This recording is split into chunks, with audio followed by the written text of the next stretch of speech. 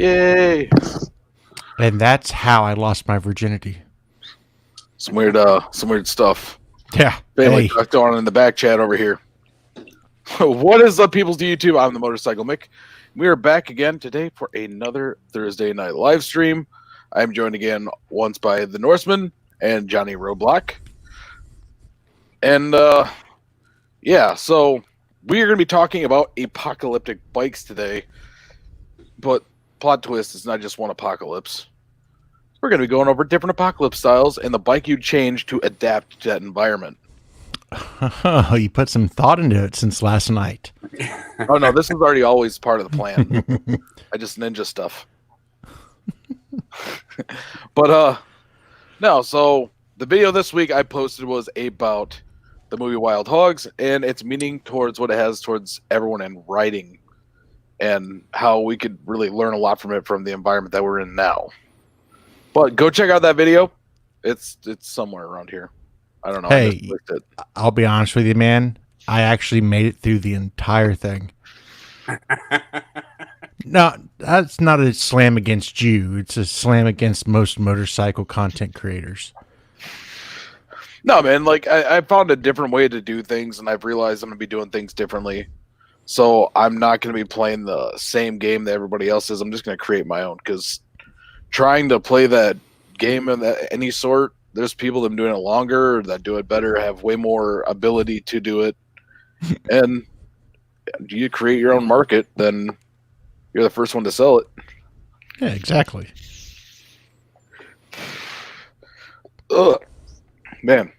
So we are going to be starting with the apocalyptic motorcycles because yeah, it's actually pretty good to think about the different ways you would escape the zombie apocalypse, like a financial crisis, everyone freaks out, riots, kind of thing like that. Maybe nuclear, maybe Mad Max style.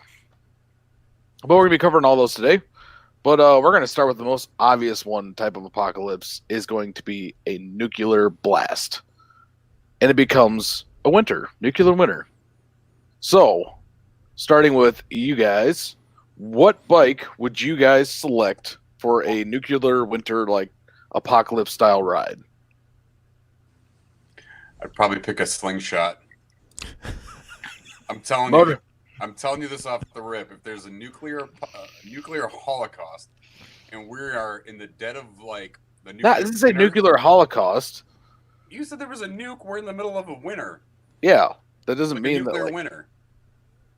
okay, there was maybe a couple nukes. Okay, but what that's telling me is I am subterranean because I'm not going to the surface. Chernobyl. Okay, you can go to the surface. It's been 10 years. You come out, it's still cold, but all the nuke stuff's gone. Well, I figured. What motorcycle? I'm thinking with my newly acquired third arm, that slingshot would be perfect. 2 hands on the wheel. That's not a motorcycle. A slingshot is not a motorcycle. It registers as a what? Yeah, and there's people that register as what they're not, and yet that still doesn't count either. That's a fair assessment. Just because you say you're something doesn't mean you're something. I can be like, yeah, man, I'm a millionaire, even though I'm a broke-ass motherfucker making videos on YouTube. How I get out of pistol-free zone. My Glock identifies as a book.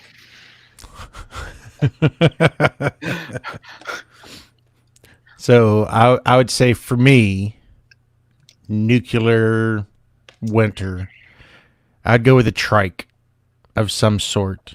Probably a Can-Am, a Riker or the full out Spider. But even anything that 3-wheeled and has a trunk that I can be able to put stuff in, load it out, and still have the mobility of a motorcycle. So the extra stability aspect to it when it comes to riding. Well, the pack mule aspect, and then the stability that the trike provides with the added weight. Yeah. A Vanderhall. Am I missing what a Vanderhall is? That's a it's something that's very similar to like a slingshot, but it looks so much sexier It's like an old okay. school Yeah, I know what that is. looking one. Yeah. It's the one that's got the open wheels. Yeah. Yeah. It looks freaking awesome. Looks like an Indy car with 3 wheels. Yeah, I know what that is. Like an old school one, not modern. Those things Well, are actually pretty cool. The But like, styling is old school. The technology is all modern. oh yeah, it's like a resto mod for like car people. It's where you put all brand new chassis, new motor, new everything, but the body is still that of an old. Yeah. So you guys will both go with trikes. I mean, honestly, if I'm gonna pick one of those a bike to go with, I would probably go with like a Himalayan with a sidecar from Royal Enfield. Like, I mean, you're still going 3 wheels. no, with a sidecar. So if you had a passenger, they could come with you. It's 3 wheels. It's also removable. Can you take off a third wheel of a Can-Am, or a Spider, or a Slingshot? Absolutely.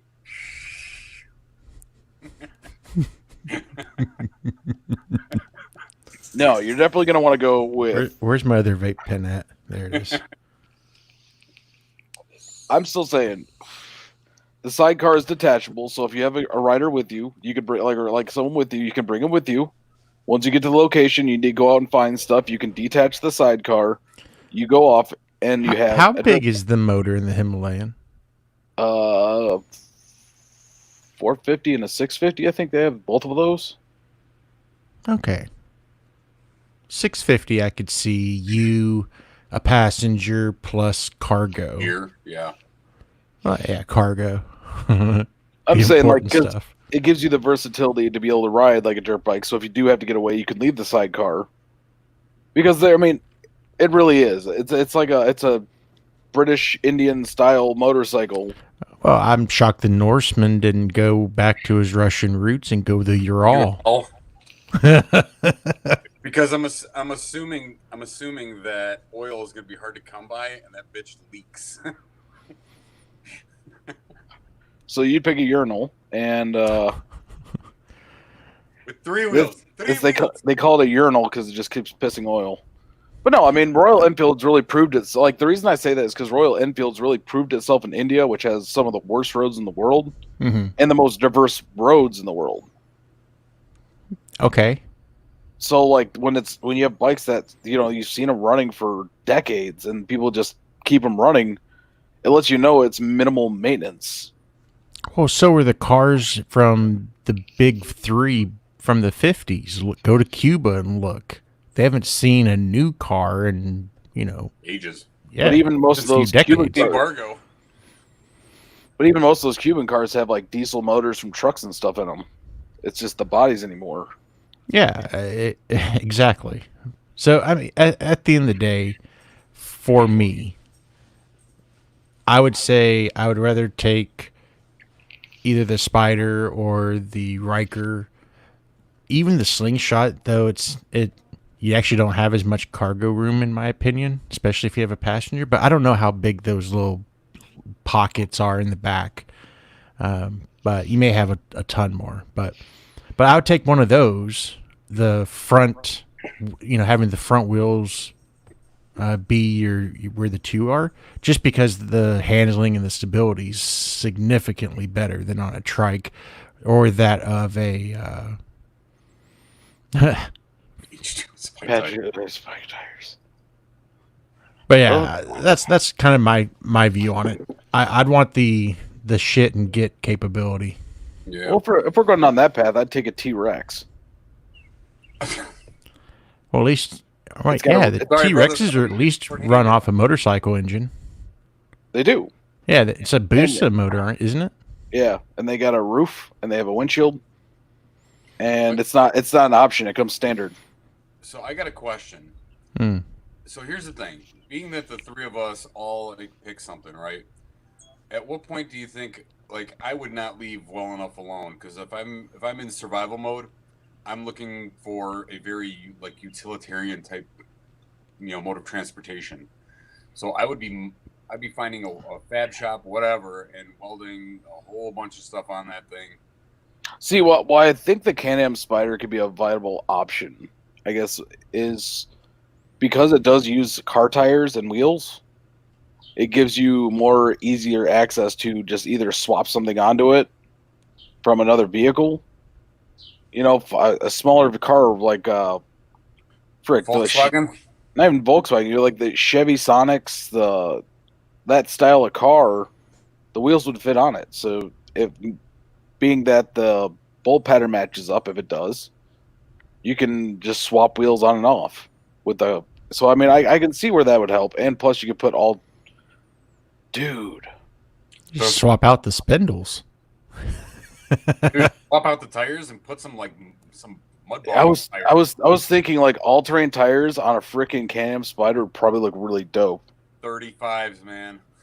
No, not even that. Man. Just like Just some ATV tires. well, and plus two with the Spider, it But you is put it on the Riker. maybe. Oh, you totally would. They actually have a version that's specifically for that. Turns off all the nannies and all that shit. You're talking about the Spider Riker, whatever the Riker edition, their Sporty edition. Well, it's just the Riker. It's not even the Spider. It's the Can-Am Riker. Okay. It looks the same, yes. Yeah, Isn't 100%. it just the sportier version of it is what it's supposed to be, whereas the Spider is supposed to be touring, something like that now? Yeah, it's pretty much like their high-performance sport version. Yeah. But when I was at IMS and I was talking with the Can-Am guy there, I think 2 years ago when the Riker came out, he was saying that it actually has a off-road mode. Really? Yeah. I think it's like rally mode or something like that. And what does that change? Like your It's probably a traction control thing. But I love them, and they're just super inexpensive, even just to own one. Not thinking apocalyptic times. What does a Riker cost? I think they start at like 8, brand Really? new. Yeah, that's not bad. That's not bad at all. I mean, I will give it to like everyone's like, oh, you got a Can-Am Spider, it's not a real motorcycle, but I bet if you take that thing cross country, you're comfy as hell the whole time. On a Spider, yeah. I don't think it'd be that way on a Riker. Yeah, No. starting out brand new is 84.9. Damn. So I mean, it's really affordable too. Yeah. I mean, realistically, anything with 3 wheels, you got to do less thinking about balancing and throttle control and clutch control and all that other stuff. All right, It's a little more just like twisting. Okay, so here's a different aspect of it. Lay it on me, brother. You come out of your whatever your 10 years, it's all that kind of stuff. You can come out. What's you don't have a bike with you, all right? Based on what's around you, what's the first bike you're gonna have? What's the one you're gonna have the easiest, quickest access to? A mini bike. No, I mean like, okay, dealer wise. Oh, dealer wise? Probably Harley. Well, if they have the Pan America, you'll be fine. I was kind of thinking Honda, go after in Africa. Or BMW, go get the Beamer. Fortunately, something I'll get into later, I have a Triumph dealer nearby. Closer than a Harley dealership. So I got a Harley dealership like literally a mile and a half up the road. That's the closest thing I got next to starting to raid garages. I got like 3 miles to or 2 miles to like a Triumph dealer, and then depending on what Hall Road looks like, I mean, getting to the dealership over there, it could take a while. So, in all honesty, though, a motorcycle would probably be the worst thing in an apocalypse. Oh, I don't know. I don't know though. It's and I'm gonna agree with what I think you're about to say. If you look at it from an aspect of being able to like navigate through the hot mess of vehicles and all the destruction and everything else, I think you're gonna have a much better time with a motorcycle than if you're gonna try to plow through things, because it's a lot easier to snake through traffic obviously on 2 wheels than it is in 4. Mm-hmm. So I think that in that aspect, that's like an advantage. A disadvantage is the fact that you're completely exposed, And if you're 10 years out, you've got to deal with, I mean, realistically, you got to deal with the other people that are survivors as well. And it becomes a dog-eat-dog type scenario, which then snowballs into a Mad Max type world. Which is going to be the next one. After Johnny Roblox says what he's about to say. Come on. Come Well, on. I was just saying, from the aspect of, yeah, you're fully exposed. You have limited range. You have limited cargo capabilities. That's the direction I'm taking. Yes, the maneuverability and the capability that you do have with the motorcycle is preferable. Well, and the reason I bring that up is motorcycles specifically for something like this is because Your motorcycle related channel. no, it is that, but also from the different aspect. There's the obvious. It's the obvious, but from the different aspect of it, most motorcycle shops keep all their bikes inside at all times. Car dealerships, if they have a vehicle inside there, can only have like a minimum amount of fuel, and all the other ones are outside. So if you were going to get something that was going to be able to, guaranteed it could work, then a motorcycle is going to, all the shops, doesn't matter which brand, they're going to have their bikes inside and they'll be protected from whatever that whole time frame was, versus cars that could just be sitting out and you don't know if they're going to run or not. Well, I mean, I'm just going to throw this out there. Chances are, if you're within the affected, blast radius per se, I don't think it's going to matter one way or another. No, and it wasn't never specified that we were in the blast radius, because no one's going to, it doesn't matter at that point anyways. Well, I mean, in all honesty, if there's a nuclear apocalypse in Russia, I mean, it's business as usual here. Depending on how big of the explosion is and how much it affects the atmosphere. Because we still don't, I mean, honestly, how much do we really know about nukes anymore than anyone else, even though... Yeah, I'm still struggling with the atmosphere, okay? Yeah. But you segued into something a minute ago. You said into the Mad Max style world. Mm-hmm. So we're going to talk Mad Max style, and this is going to be something like you're going to have access to stuff like fuel and oil for your bike, just to be very specific about that, because let's say you're part of a group of, what do you want to call them, raiders, whatever. Highway bandits. Yeah, shenanigan bandits. So you get to pick a bike that's yours. It's going to get it's going to turn into a Mad Max style bike with all the cool little attachments, accessories, and stuff like that. But what's that bike going to be for you when it comes to the Mad Max style stuff? And just for the record, yesterday, dirt bike. Freaking, that's it. I asked this question yesterday on the Between Two Wheels live stream. So if you don't watch those on Wednesdays, what are you doing with your life?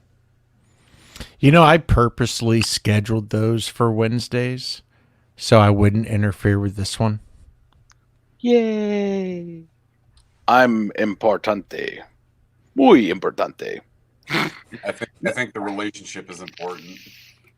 No, I mean, so I asked this question yesterday about, end of the world, we're all going Mad Max. This is actually one I asked on their podcast live stream, and I literally got a dirt bike answer. Like literally, one of the answers I got was dirt bike. I mean, come on, you got to get creative, like go nuts. If we're doing that, then I will probably go with a Honda Goldwing. Honda Goldwing. Yeah. Interesting choice.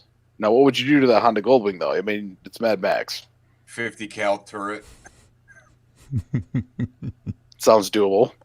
I mean, That's it? Mixed between Mad Max and Spy Hunter. Legit. It's legit. Fine, that could fit that many switches. So I would have one that I could take kind of two different directions with. One would be like complete recon mode. If I have to go check on the other camp that my guys are about to go raid, I want to be able to skid in nice and sneaky, get out nice and sneaky, but get up close and have that ability to get out. And then I also want the ability to just go and scavenge and be quiet about it. So for me, I'm going to go with an electric ADV bike, such as the one from Zero. Oh, what is the name of that bike? I should know what it is. That is Zero. an excellent choice. Okay, now what's your like American style? Like you see it. I mean, it doesn't have to be American style, but you know what I mean, like Mad Max style savage bike. You're not trying to Okay. sneak in. You're just trying to mess stuff up. Honestly, I'd have to go.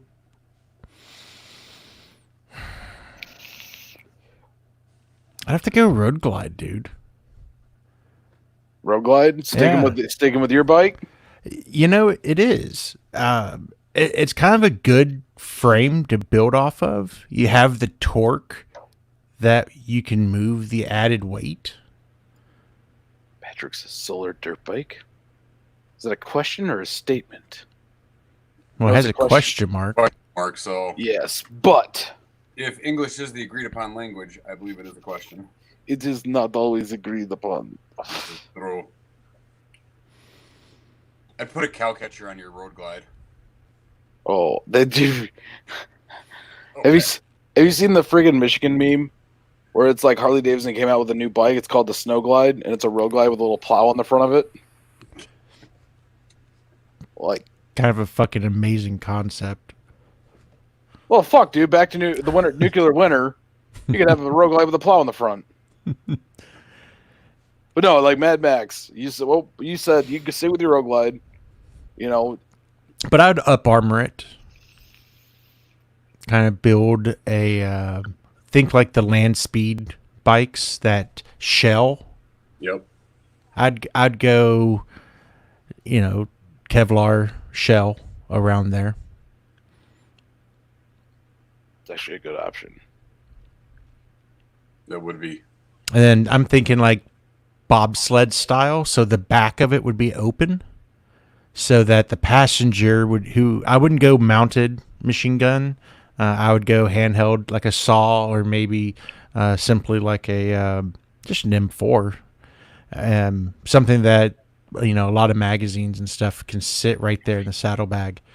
But yeah, something that they can easily hop in and out of, get whatever we're trying to get, and be able to take cover and all that from the sides, and still be able to shoot out the back.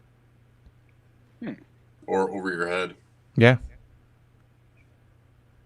So, you go the road glide. Would you stick with your Road King Norseman? Probably not. Oh, that's right, because you'd pick a Heritage. Anyways, continue. Yeah, because I'm going for style points. Always go for style points. Yeah, no, I'd probably I don't know. I'd probably set up something similar, road glide, and I would, it's not a bad idea.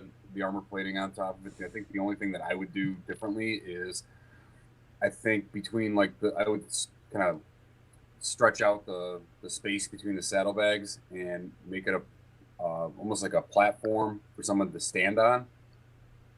In the event that he's got to come up over your head, you can just stand right up and go to town. Pretty fucking badass. So it's almost kind of like on the police bikes where they have that trunk mount. Yep. So something like that, but more like almost like a deer stand size. Yeah, well, more like it goes down like this, but you're still straddling the bike, but you got platforms. Gotcha. And the lower half of the bags, or where the bags would be, and you would go ahead and stand on those. The only thing that I'm I don't know, I'm kind of caught in between being exposed from the rear, because if you're trying to make a fast getaway, it's going to be hard for a passenger to be shooting over their shoulder. Why would they be facing forward? Well, I mean, we always ride. But I mean, if you think about it, if they're on the back and you have it all customized, I'd think they'd be on like a swivel seat or something. Something they could easily be mobile. Swivel seat. There you go. Do like a weird captain's chair. Yeah. Or think of it like a shop chair, like those little what's the little Harbor Freight circular chairs, but with a backrest on it. Maybe even a seatbelt strap or something. I don't know. Hey, what's up, Scouse? Scouse asks, "You get your bike back, mate?" I have not gotten my bike back. I still have yet to get it back, and I'm hoping I get it back for the weekend because I got a long weekend. I want to put some miles on my bike, and Miss Mick likes to ride with me. I can't do that on the Sportster. Sportster is a fun bike, but not meant for anyone except one person. Unless you're a lightweight person, then I guess maybe. But yeah, I mean, this is the one, like, it's weird, man. Like, for this one, I would actually go with the trike. A trike of some sort. Because that gives you the most sturdy platform for someone to be on the back with. That gives you something, I guess, to aid the caravan. And plus, dude, you could mount rocket launchers on the back of that thing. I'm going to be honest with you. Even a sidecar would be beneficial. You could just Oh, World War II style. There you go. Mount a machine gun on there. Really wouldn't have to change too much of the design other than update the armor. Yeah. Or, like, AKA put armor on it. I could see that, like, something like that with, like, a riot shield on the front to protect you. Yeah. Okay, just to go on the complete wild side, just go dual sidecars. That actually, I mean, Yeah, so what bike are you car. strapping that to? Oh, you'd still strap it up to a Screaming Eagle touring bike. But you do that, then you could have, TIE Fighter style. Wait. Hold on. I got it. It just came to me. The sidecars are actually, you have a frame underneath them, and they swivel. See? Now we're talking. What the? All right, so when this happens, where are we meeting up? we got shit to build. You know what? Honestly, we're going to start roving. There was something, someone commented on something one time, and it's like, oh, they're getting all pissed off. And it's like, I commented on there, like, well, I know you're not my roving biker gang at the end of the world. Good luck, pussy. It's like, don't sugar yourself out. I mean, come on. But I mean, I guess if you want to go completely wild, I would steal Batman's motorcycle, the tumbler bike, whatever the hell that thing's called, and I would take and keep it the way it is because it's already got huge cannons on it, or I guess chain guns. So, Yeah, it all depends on what movie you're watching. And then that's the Dark Knight series. Well, how deep into the realm of fantasy are we getting? Dude, anything flies. I'm saying, though, my dual, or now it's mine and Norse's dual fucking sidecar idea, that's something we could actually build today.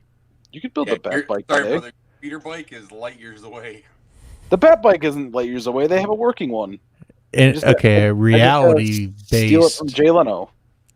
A reality base where all the functionality of what they had worked doesn't exist. Well, I mean, I don't know how hard it would be to replace the guns on the side of it with, like, let's say M4s with a trigger mechanism that operated both of them. I mean, it's doable. With enough strings and pulleys, everything's doable. You're right. Look at Kurt Cobain. Anyways. Wow. Ooh, too soon. Is it, though? No. Were you even alive when he was? He wasn't alive when he was. I was. I was. No, I'm talking Kurt about Cobain Mick. wasn't. My dad always referred to him as Kurt No Brain. Or Kurt Kaboom. I was not a Nirvana. I was not a Nirvana fan at all. I mean, honestly, his last song he was writing was explosive. Just blew his mind. I see what you did there.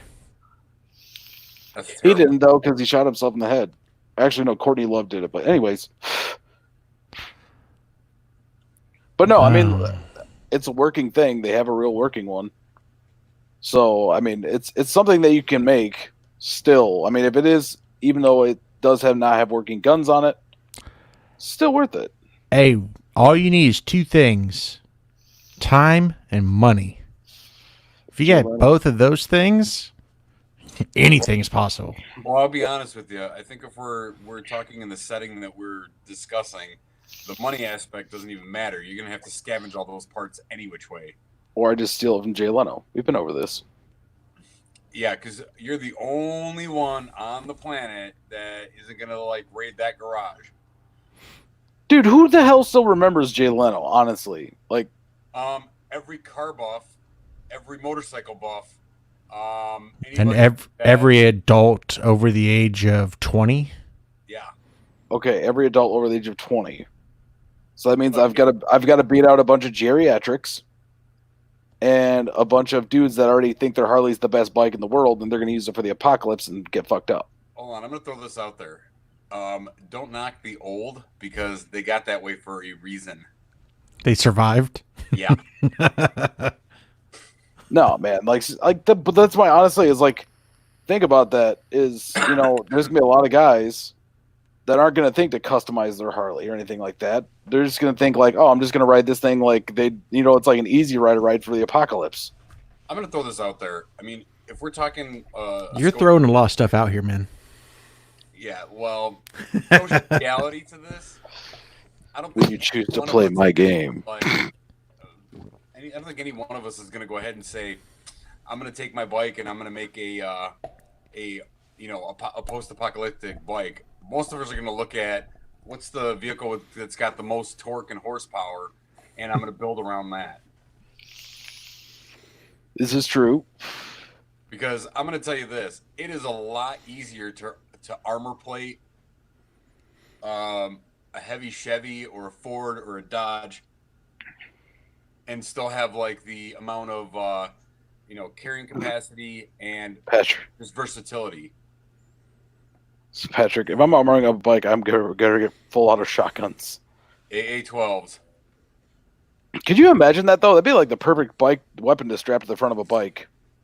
Like two of them, just with buckshot or birdshot. Problem. Whatever you do, don't mount them to the handlebars. Well, yeah. Why did you said that, dude? And it immediately popped in my head. It just imagine that popped in my head like an animation of that going on. And the reason it's easy to think about is because there's so many videos online of people doing that same stuff. You know what really popped in my A-team? And I'm sorry, Mick, if that's dating a little past your Which one, old or new? The old. The original. Yeah. George Papard. Captain Picard. Mr. T. Oh, Mr. T, yes. Jesus. Kids. Kids. Kids are the futures of motorcycles. That's what's going to end up happening, and we got to get more people riding. Well, how do we do that? Well, one thing I think is, I guess, segueing into one of the next ones, which is probably going to be the biggest one, which is the zombie apocalypse style, is when you get into riding and having fun, you have to be able to convince kids that it is something that they want to do. And something like with zombie, the zombie apocalypse style thing is, what if they gave a bunch of younger riders, they had a bunch of test models of the Pan America, and they did like that, where it's like a zombie situation where like you got to camp out on it and survive on it, let's say for a week, something cool like that they could film and do, where it kind of adds that touch of the younger crowd to it. And I'm sorry, I'm gonna kind of throw my minuscule and non-needed opinion into this, but you always do. At the end of the day, kids these days have a hard time dealing with day-to-day life, let alone throwing a zombie apocalypse in the mix. I don't know, it's just a different state of mind. Well, they wrapped up around technology and everything else, that going back to the basics of, like, I don't know, camping. Like, here, I'll give you an example. I'll look at my kids, right? My oldest is 13. and then I got an 11 and a 6-year-old. And the first time that they went camping, like they weren't sure of like what to do without the internet. Yeah. Like, at all. And like But that whole like what we grew up with, and Johnny, correct me if I'm wrong, but like we had to get creative. We didn't grow up in the era of the internet until a little later in our lives. So as kids, we had to learn how to build a fort, learn how to fix things, learn how to do stuff, and we had to be creative about it. Where nowadays, I think the creativity is kind of gone. Well, it's a different style of Okay, creativity. and yeah, and I'll give you that. It's definitely a different style, but more like technology based Oh versus yeah. an antiquated. I don't know how many kids, I don't know how many like 13-year-olds would be able to actually start a fire using a bow and rod method. no, but I also think that you could like work better on marketing the bikes too. Like they want to be in technology, they're adding technology to the bikes, which is really cool. But at the same time, like market it as like a motorcycle is like a video game in real life. I mean, That's just it, though. I mean, how much technology do you actually want on a motorcycle? Because the last thing you want is something to take your attention away from riding. It defeats the. I mean, to me, it's like with all the gadgets and like the nav screens and the you can adjust, tune, do everything. It takes away from what the point of getting out there and riding is all about. It's you're getting out there to see the world around you, find it. It's a I don't know, kind of like an exciting way to see things in nature, out in the world, versus oh, I made it from point A to point B using my navigation, and half the time I'm in there, I'm on the phone with my buddy and this and that. It's just, I don't know, it just defeats the purpose. but Harley hasn't even shown that though. Like how many commercials for Harley have you thought about in the last say decade or like videos they've made are really about going out and exploring. It's always showing them cutting the curves really quick or doing something, but it's not. They don't ever really make content about just being on the bike and enjoying it. They have so Gears and Gadgets has been doing interviews with all these interns, like the ones they use for Harley to test motorcycles and all that over time. So basically, what this internship is you jump on a bike and you just ride it, and you get paid to do it. So what they're doing is they're missing the opportunity right there to be able to go show that to the world and be able to like share that experience that each person's individually having, but they don't. Most of their stuff is like lately all they've been doing is concerts, like live stream concerts. So I think that,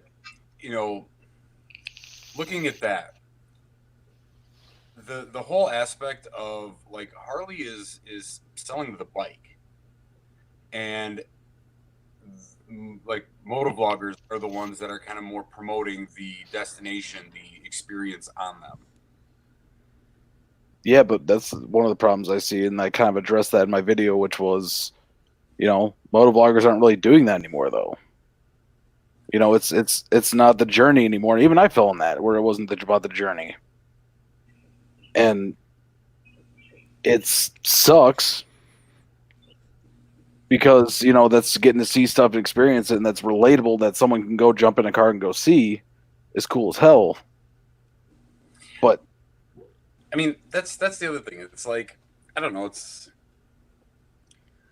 like if you see like something like up north, or you see something that somebody went to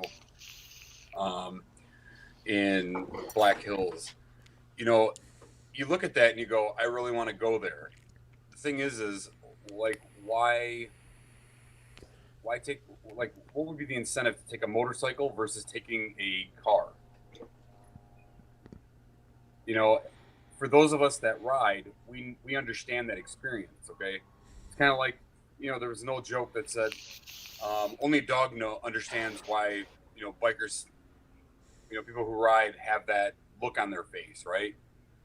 It's a feeling. When I get on my bike, I still to this day get that feeling of, like, I don't know, it's like excitement and just inner peace, and just when I hit the highway or I hit some back roads or I'm just tooling around, one of my favorite things in the world is to get lost.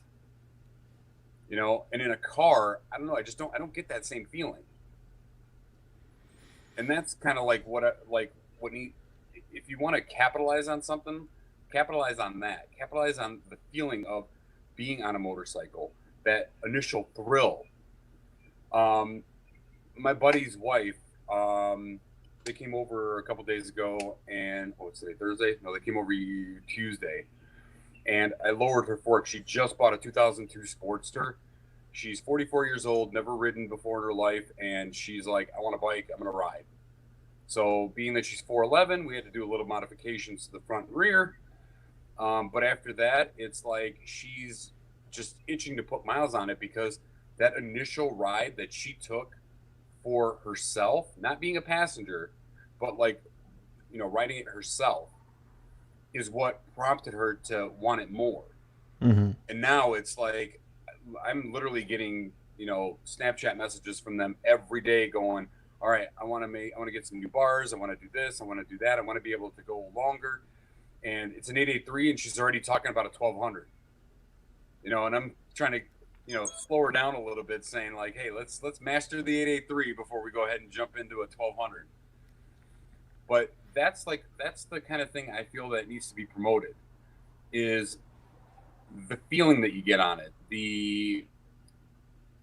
It's so hard to explain, And that's the issue. The fact that it's hard to explain, the fact that it's hard to convey something, because the three of us go and ride the same scenic route, and then some other person interviews all three of us, we're going to have three completely different experiences. Mm-hmm. So how do you capture that and convey that? Or maybe you do it by showing just that. Three people in their early 20s, all on Harleys or all on Indians or whatever, all going out and riding, and then they get interviewed. What was your experience? What was that ride for you? And then, the point is, one road, three completely different experiences. And maybe that's the tagline that they go for. What's your experience? That would be pretty sweet. All right. Who's marketing it? Who's pitching it to Harley? I think they realize I've hated them enough on my channel. They probably won't. No, but I feel like I feel like Harley's disconnected with everyone, really. I mean, their whole Rewire program, focus on whatever. But, kids don't want the same thing they want. Back in the day. I'm just throwing this out there. I was watching a YouTube video about pretty much the fall of Harley-Davidson. Fortnite? What's that? Was it Fortnite's video? I believe so. It's basically where he's basically saying it's not the millennials' fault because Harley drank that poison 40 years ago. Yeah, exactly. Yeah, and everything that he put out there was it made a whole lot of sense, just because I don't know, in my mind I kind of lived through a portion of that era. Yeah. And looking at how people, it's true. The image was everything. Well, yeah. It's I don't know. Well, back then Harley didn't sell motorcycles; they sold a lifestyle.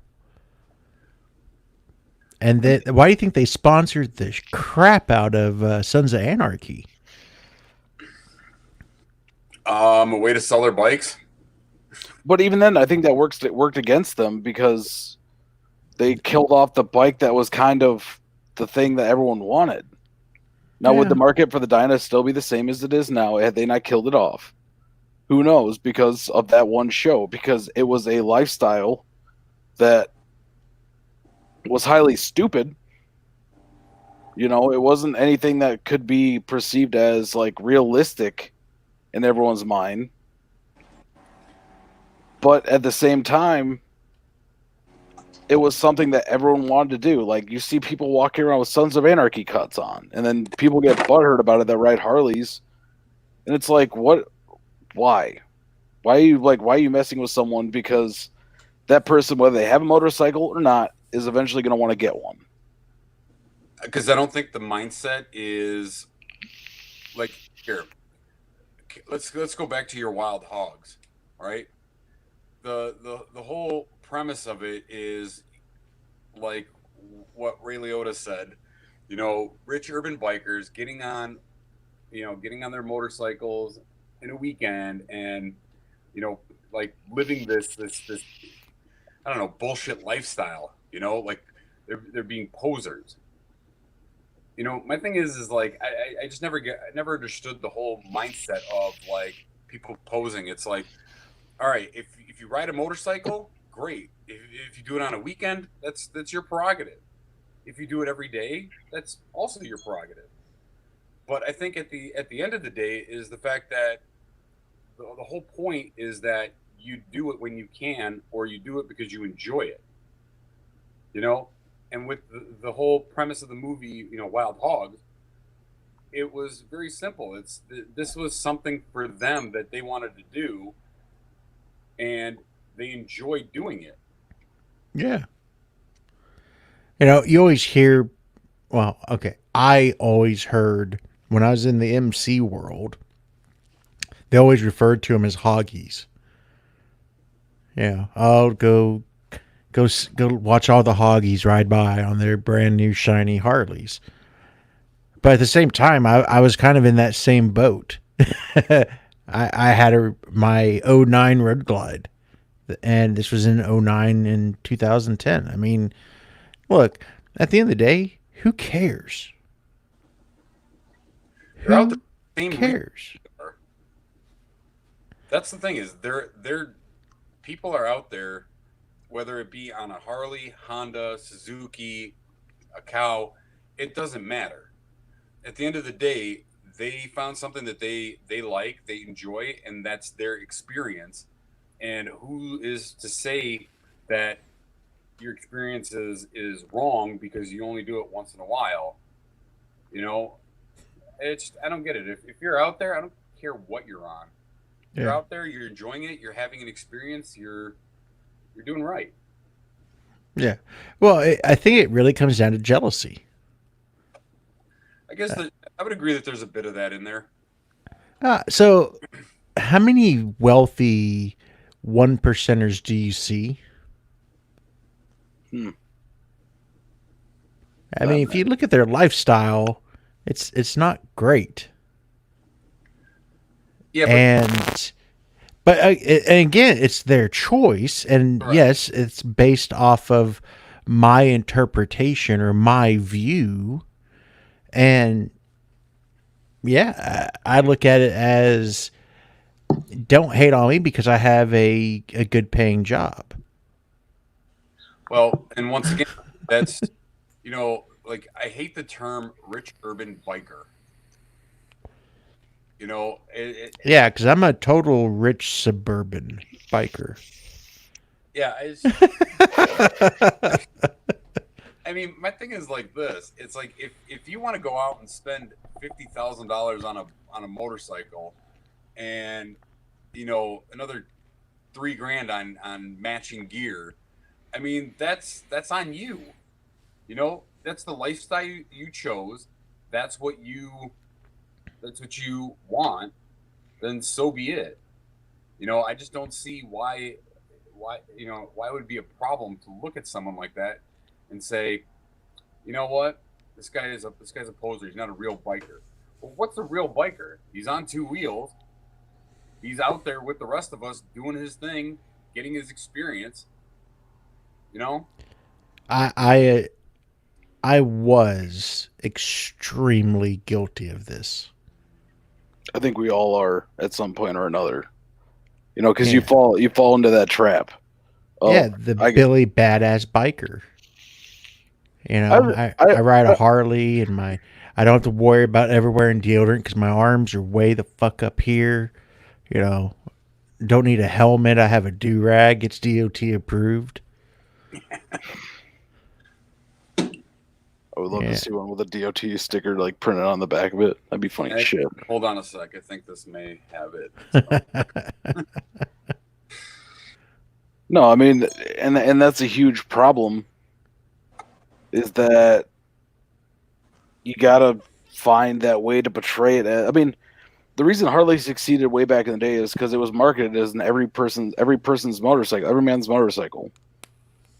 And when you leave from that, where it's like you make it to where it's everyone can be one, to you kind of bow to the countercultures of the 60s and 50s, and that whole brand is born of all the leather and all that kind of stuff, which really wasn't the leather was protective until it became like part of your outfit.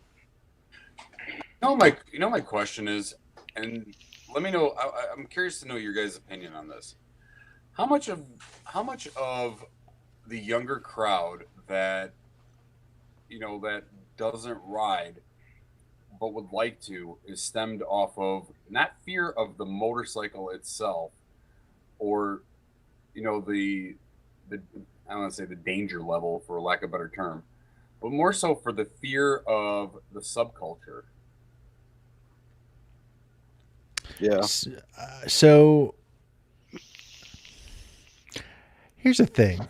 I think it comes down to like when my wife and I are out riding, and my wife used to have those hyper pink pigtails on her helmet.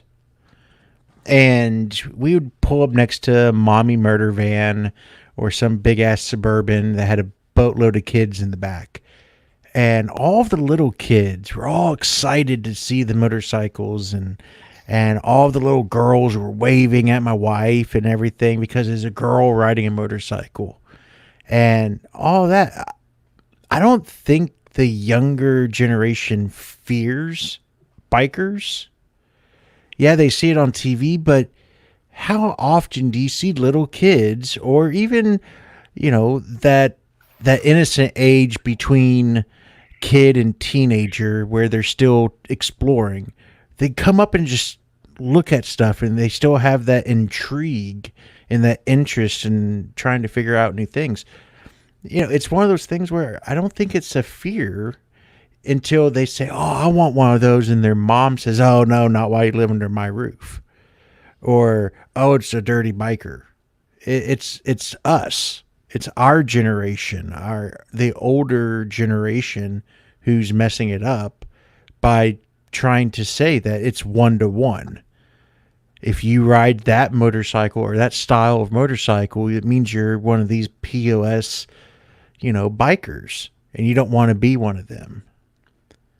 They don't realize that that POS biker happens to be a brain surgeon or a world renowned civil rights lawyer or whatever. Fill in the blank with something that's not a complete dirtbag. That's the 99% of the riders out there. So that's the thing is, I don't know. You kind of struck something there.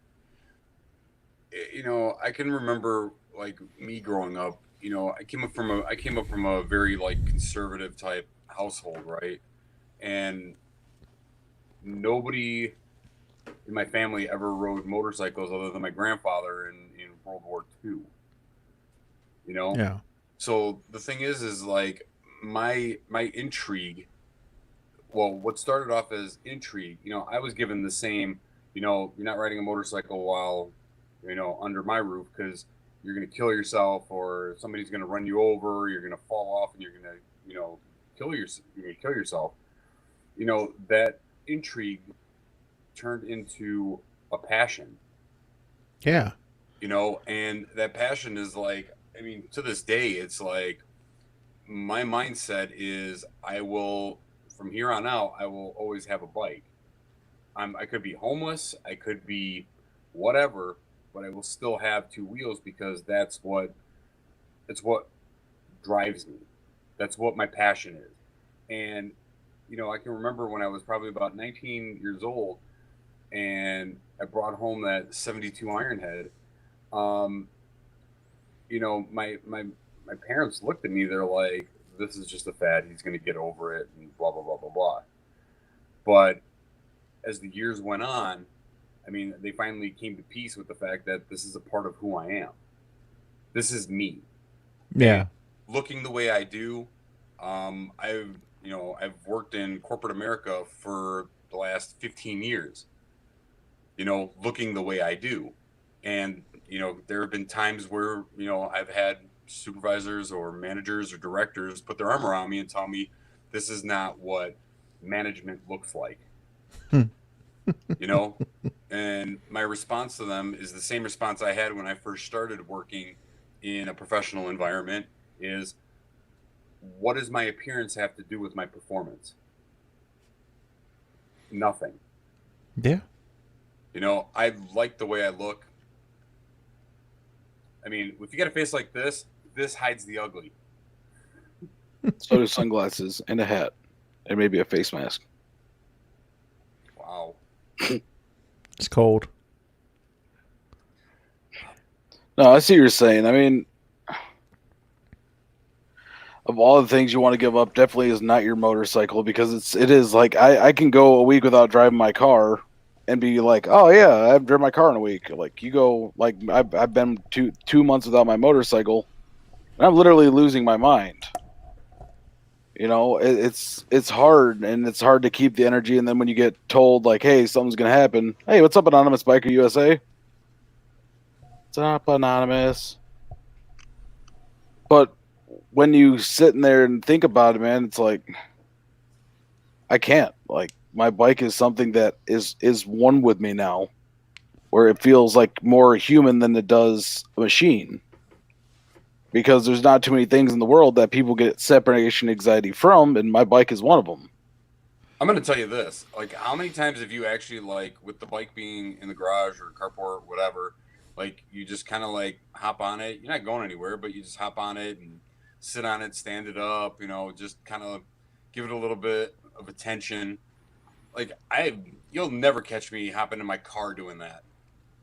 Dude, I'll bring the bike down. Even if I know I'm not going to be able to ride or take it riding, I will jump over, bring it down here by my car, and just, like, even if I just wipe it down, it's something you can't be without at all. I mean, and that's the thing. I know some people have that attachment to their cars and stuff.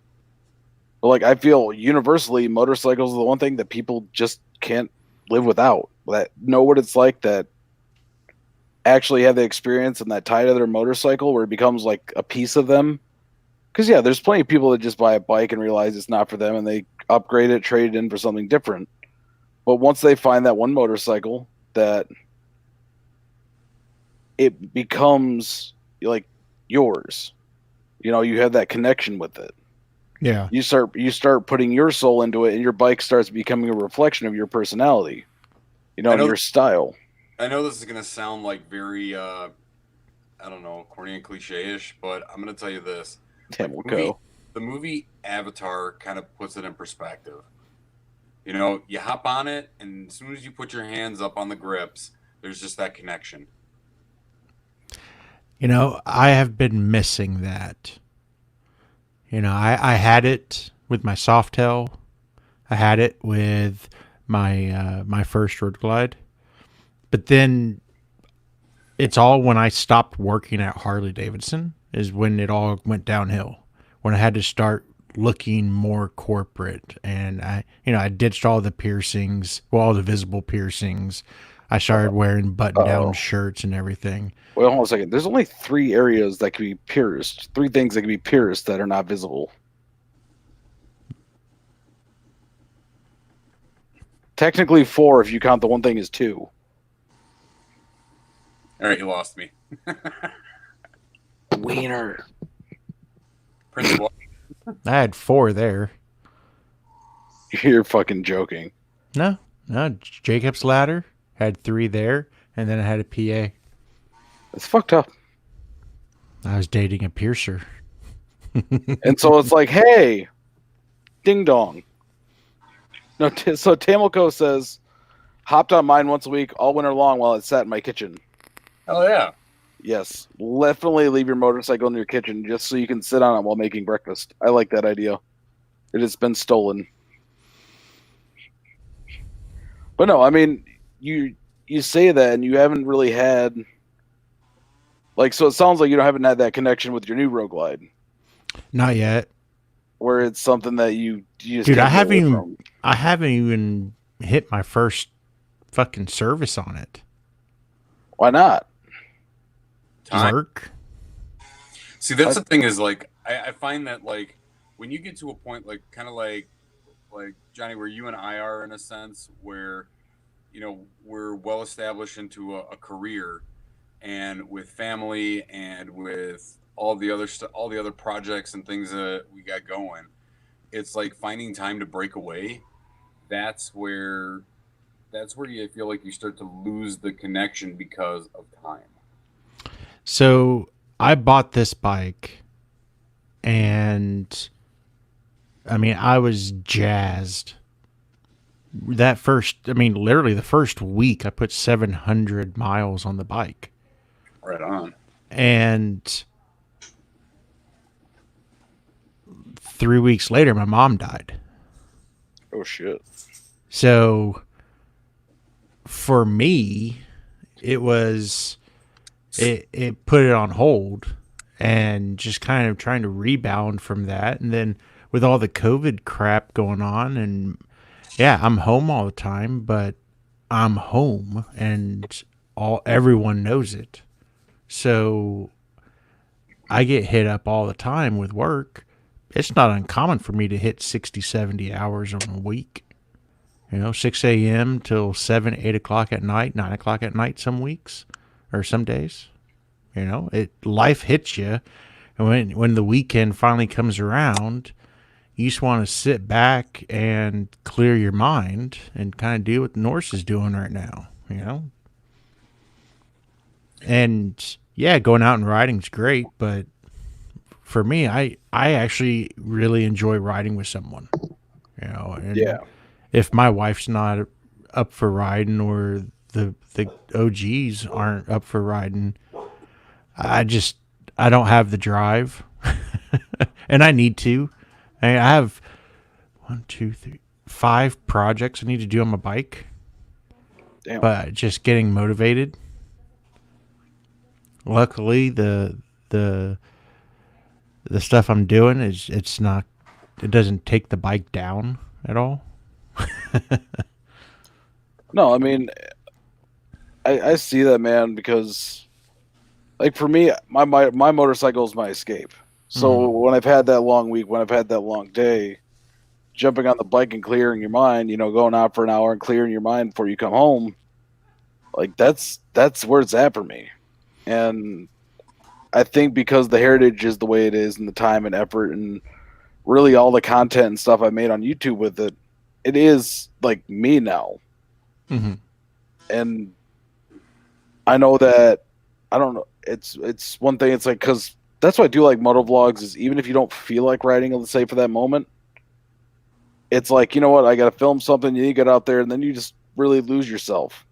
Like, you might not record anything good, but at least you know when you went out that you were on the bike. And then when you're feeling better the next day, you jump on the bike and actually go film what you want to talk about. But sometimes it just takes jumping on there and getting lost to be able to build that relationship. Like, it's weird saying it like that, like building a relationship with your motorcycle. But I mean, I guess that might be a good topic one day. No swiper, no swiping. When does your motorcycle become your mistress? Gee, I mean, kind of, man. Oh, hey, what's up, Mrs. Peaches? Hey, guys and lady boys. Hi. Hey. But I mean, like, it is like you do have to find that bike you can build your relationship with. Is there anything that sticks out in your mind, like with your Softail and your original Rogue Glide, that you had besides time? I mean, is there something where you feel like riding that bike isn't the same as the other two? Well, I was at a different point in my life. So I got my Softail when I was in the Navy. and that was my escape. You know, I'd come back from 8-month deployment. All I ever saw was, you know, a bunch of shit in a desert. You know, I'd hop on the bike and go see more shit in a desert, but at least it was me and the bike. You know, it was not uncommon. I'd come back from a long deployment and hop on the bike, go over to Saudi and just ride south, hit up Qatar, go right into UAE, hit up Abu Dhabi and then Dubai. I mean, I did that shit all the time. And that was my escape. And then when I got out of the Navy and, you know, the first 2 years, I still had the Softail. And then I was going through a really bad relationship where, I mean, my PTSD was hitting me hard, like every single day. And I got that road glide, and that was, again, my escape. You know, it was not uncommon for me to get off work on a Friday and leave out and just be gone and show back up a couple of days later. So it was a coping tool, I think. And now I don't have anything I have to cope from other than my mom passing. And if it wasn't for all the shit going on with the coronavirus, I'd probably be out there riding a lot more. And now that a lot of the restrictions are kind of loosening up, I see myself going out there and riding more. Yeah, our governor just said don't travel throughout the state. No, no, no. And then she's up at her beach house or cottage in Traverse City. I thought you said that was okay. I don't know. She's never very specific, and the person doing sign language in the background is crazy. Yeah, if you guys don't know what I'm talking about, go Google Gretchen Whitmer translator and just see what pops up. I'm not gonna lie, that translator the signer is absolutely hilarious. Just imagine like a woman, Mr. Spock, that's really pissed off and using her hands to tell you that. It's the eyebrows. She's just like, "What's up, da beard? What's up, nerds? I am a nerd. Actually, it's my favorite candy. I just haven't had it forever. It's just so good. I want nerds now. Damn it. I like the twin packs, the blue and the purple. Those are, yeah, you get to open up the little hatches, and I dig it. And just stuff the entire box in your mouth and just pour both of them down the hatch. And then your jaw doesn't work for like 2 weeks afterwards. hey, don't threaten me with a good time. No, I mean, but yeah, go back to what we were talking about. It's like, that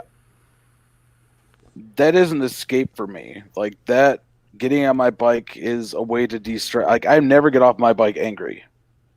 I could have someone that cuts me off, and I get super pissed for that moment, and then I'm like, back to mellow. But someone does that to me in a car, I lose my shit.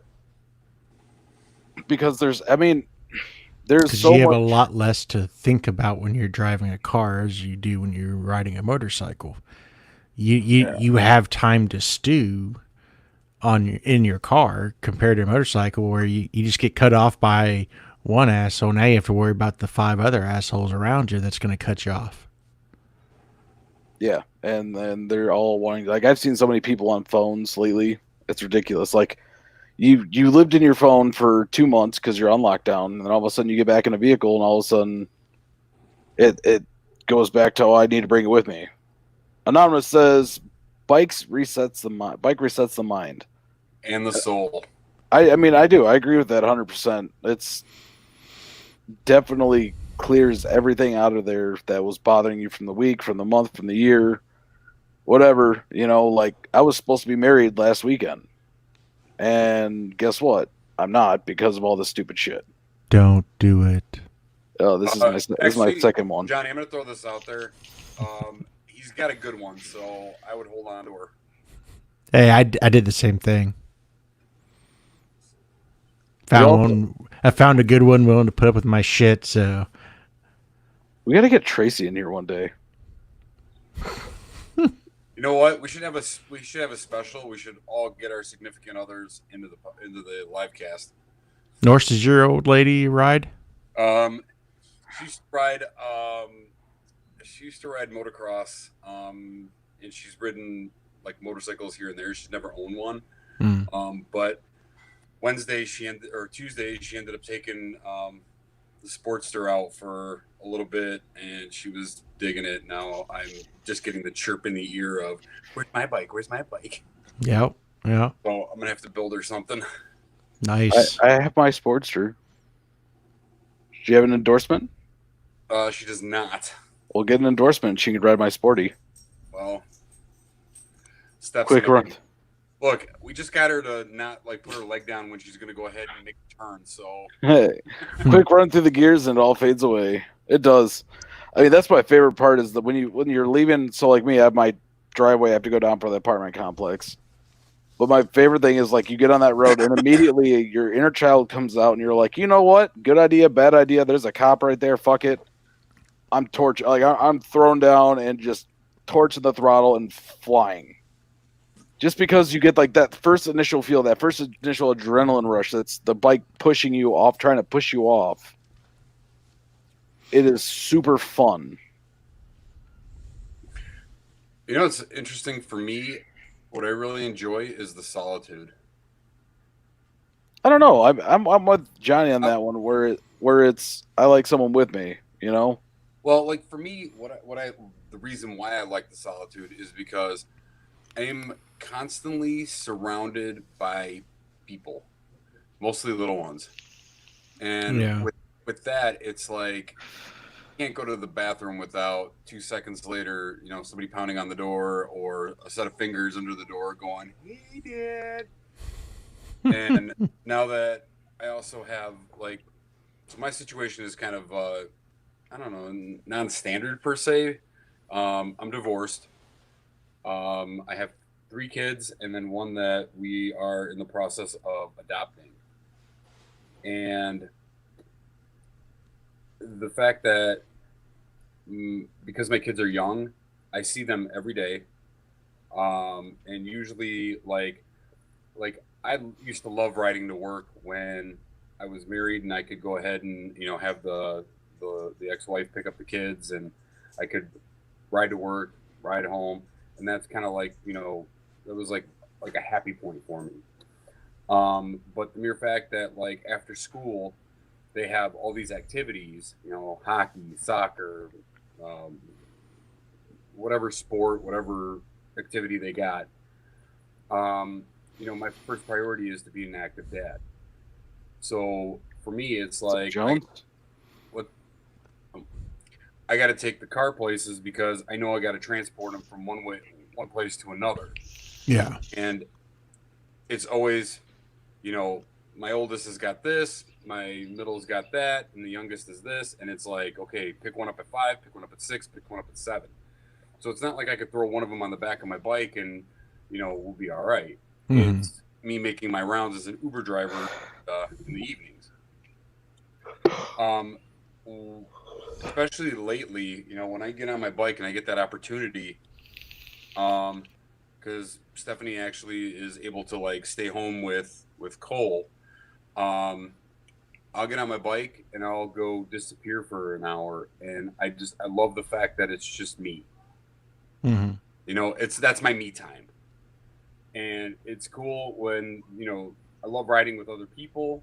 I don't have a problem with riding with a club or anything else like that. Mrs. Peaches says, just get a sidecar for your bike. I actually was thinking about it when they were much younger. I could stuff them into a. I will not let a needle near my ding dong. Nope.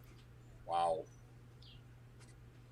No. I stuff them into the saddlebags, but to that point where they're a little bigger. But I just enjoy getting out. I just like to disappear, and my favorite is I love riding at night. Mm-hmm. I think especially my perfect ride is me out in the middle of nowhere, at dusk, where the air is just starting to get cool. Everything kind of changes around you, and just kind of chasing the sunsets, so to speak. I'm almost right there with you. My favorite ride is actually riding I-75 north to Mackinac. just because there's a point. It's really weird, man. Like when you're riding up there, it's not like this gradual switch over to a different environment. It's immediate. Yeah. It goes from like these pine, not like just like regular like oak trees and stuff like that, immediately just to like fir, like deciduous trees, like pine trees, all that kind of stuff everywhere around you. Different kind of grasses along the side of the road. It's like driving into a different world. Well, what's interesting about that is way like 75 in particular, north of like Ortonville, and when you start getting towards like Davison. Mentally exhausted. That's exactly what I am right now. I'm not tired. I'm just trying to get more oxygen in my brain because I'm dead inside. Anyways.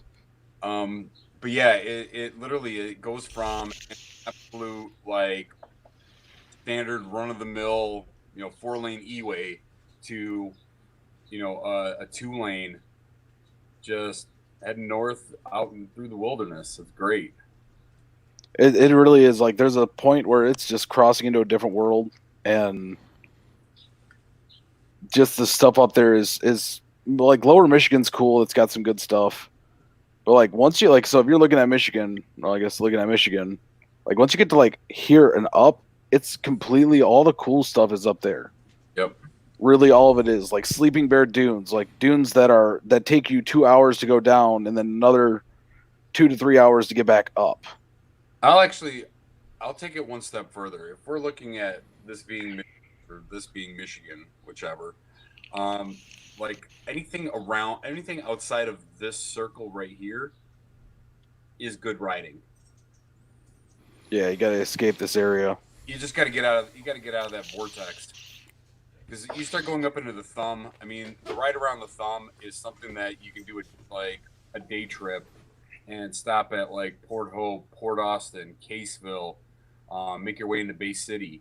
It's nice. Mm-hmm. It's peaceful. It's pleasant. And the best part is like the people you'll meet along the way.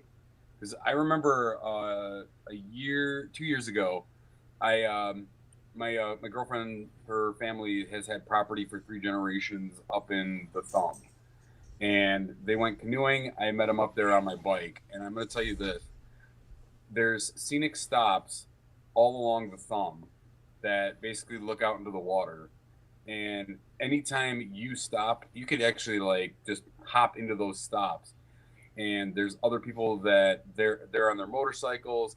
And there's almost like an instant camaraderie, right? So then you start talking, you start shooting the shit, and it's interesting the people that you meet. Anonymous says bikes make you just choose, or bikes make you go to those places. Cars, it's just a drive. And I think he's right. I think that comes back to what you're talking about, the camaraderie, and that's where also I think Senna's come into play key, or any form of communication device with other people. Because if you are riding up there, it's more of like you get that more relaxed feeling of like you're having fun on the way up there. Because yeah, there is that aspect of it of riding in groups where it's just, oh yeah, I'm gonna look cool. No one's gonna say anything to each other. It's just whatever happens, it's just the way it is. And I'm a big fan of using hand signals. Like you and I'll be riding, and I'll just go over you and be like, it's a great hand signal. It works great for distracted drivers. But no, I mean, I like that concept of being able to communicate, like even if it's not even just like what direction wise, like hey, this is where we're going. So it takes the stress out of that. It's also like, hey man, did you see that deer or that bear running through the field? Things like that where you can notice things and say it out loud and people can see it, and it adds that extended element to the writing. You're basically being able to share the experience. Yeah, I mean, there's sharing the experience in the sense of you guys are all on bikes, and then they're sharing the experience in the sense of, like, so when you guys, is that called Big Bend down there? Yeah. So when you guys went on that trip, I'm guessing you all had Sennas? Yeah. So I'm guessing there was a bunch of shit talking and fun and stuff like that as you guys were going there. No, because they never stayed connected. That sounds unfortunate. Well, you guys didn't use the mesh intercom? Oh, we weren't running 30s. Well, not all of us were. We were all running 20Ss. The Beard says, if I had to listen to my boy Austin roll his RS for 500 miles, we wouldn't be promoting Senna.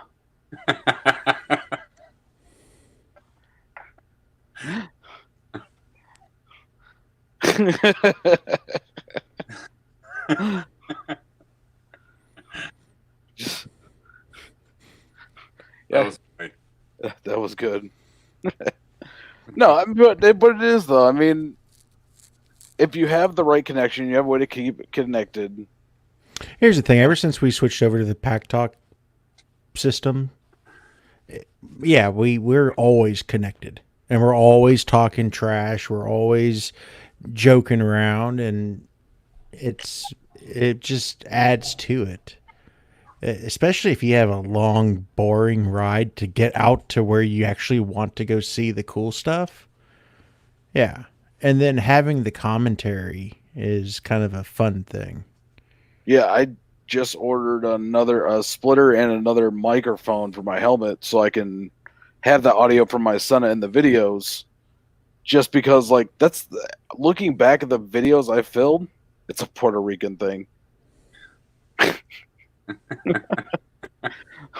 But no, I mean, like, it is though. I mean, What, a makes Puerto Rican thing? No, it makes it fun. I mean, that kind of riding, that experience, that's what we should be marketing to people and showing people. Because if all they hear you do is talk about motorcycles, which I mean I do a lot because it's a motovlog channel, but like that communication, that talking was actually fun as hell. Like one of my favorite videos was the one where the Michigan Motovlogger meetup or Merman Motovlogger meetup, whatever they want to call it. And literally the shit we were talking about on the way down to Detroit, back down to Detroit, was just completely and utterly mental. It was just like the dumbest shit, but it was funny. And we were all having a blast. Yeah. And we don't share that aspect of our writing because we see that, at least I saw that as like, okay, you know, it's not my primary subject for what I'm talking about, so I'm gonna not put it in there. But in reality, it's like that's what I should have put in there, not the talking about dumb shit. Yeah. And I can't believe it took me this long to really think about it and figure that out, which sucks. Why does it suck? Because like You just learn. You just figured out the recipe to the secret sauce. It's growth. it is, but like You paid your dues. Congratulations. is that really what it is though? Is just like, you know, going through the gauntlet to figure out what actually. Because like I look at motovloggers like Fooligan, right? He's always like they're always doing something crazy and funny, and it's never about a subject. And I thought by adding me riding to a talkhead subject, it's wow. Riding from Jersey to Texas back to bring a home ride. The Sennas were great to have. Nailed it. I just think there's something with the OGs that earning the knowledge of how to operate the Senna properly using the app and all the pairing functions. And then after you do that, you go back to the user manual and then go through that thing to try and figure out how to pair the Sennas. And then you watch all the YouTube videos on how to do it. All the YouTube videos on how to do it. Like, I mean, and then it's weird though, man, because like with the 20S Evo that I have now, it's one touch pairing now. So all I have to do is hit the button on the side of my helmet or on my Senna unit, and it automatically pairs. What's a unit like that run? I mean, they're on sale right now. They got them for like $199. But at the same time, if you're going to do that, you might as well pay the $205 for the Senna Calvary, because I know you don't like the full face style helmet. I mean, realistically, I probably would try to figure out how I could clip it to the hat. Are you wearing AirPods right now? No. Hey, girl! I saw you in the background. I think that would be awesome to hear. Tamoko. So, I have a Polaroid duct tape to my helmet. But no, I mean, like the Senna Calvary would be good for you, man, because it does have the Senna unit already included in it, and it's got the ear muffs, I guess, are in the little side piece. It looks like a little tanker helmet. It's kind of cool. But yeah, we'll have to go over what to get, because I wouldn't mind having it, especially because like if we're gonna be doing some traveling this summer, I would definitely like to have some form of communication other than flipping you off every so often. Yeah, you got to go like this to me all the time instead of just bowing down and saying, "Oh, my Road King's out of fuel." Isn't that suck though, dude? The Evo motor doesn't go fast, gets shitty fuel mileage, but still will run forever. So it's like, I don't even know what to say to that. because it's unfortunately true. But I mean, you're right though. That having those Senus connected there and like the bullshit, like I was saying, is like all that dumb stuff. And the reason it sucks for me is because I look back at everything I've done and it's like, was it worth anything? And it's like, it is, because it got me to where I'm at now. It got me to. But you had to figure out what works for you and the audience that you pull in. The beard, the Evo rocks.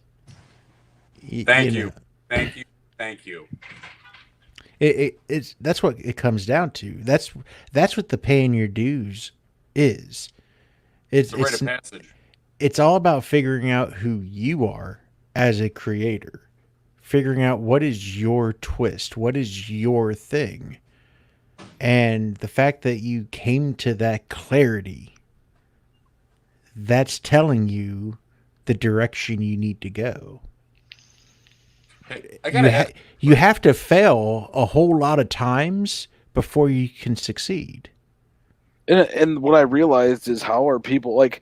I do have a crazy, wild, fun personality. It's just the person I am, inside out, on camera, off camera. It's just the person I am. Mm-hmm.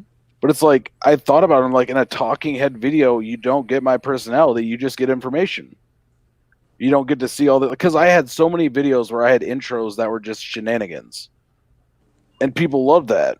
You know, like when it was like me jumping off my motorcycle at a red light to give little kids spam cards because they wanted them. You know. So here's the thing. Go watch some Peter McKinnon videos. You can do a talking head video without it just you sitting there in your chair talking. It comes down to you script it out. You figure out what scene you want to have, what mood you want to set, and you go and actually produce it. And that's right. It's treating YouTube more like a movie than it is. Oh, right there, DeBeard. Yeah. So can we just highlight that fourth item in the line? I love my 98 Heritage, with the Evo and carbureted. The sound was amazing, and it was also a Heritage. It was a Heritage. Had that nice potato.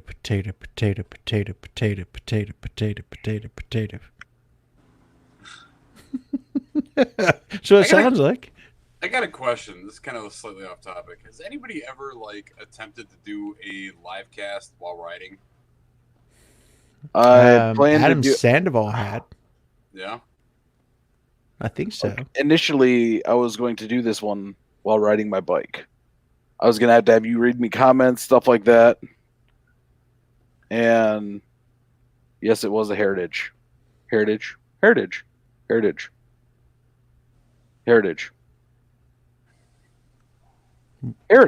Anyways.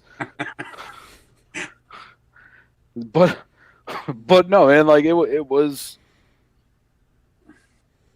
the way. Who the fuck keeps messaging me? Anyways, I'm trying to figure out how to shut that notification off. I lost my track because I just got distracted by Heritages. You saw a shiny squirrel.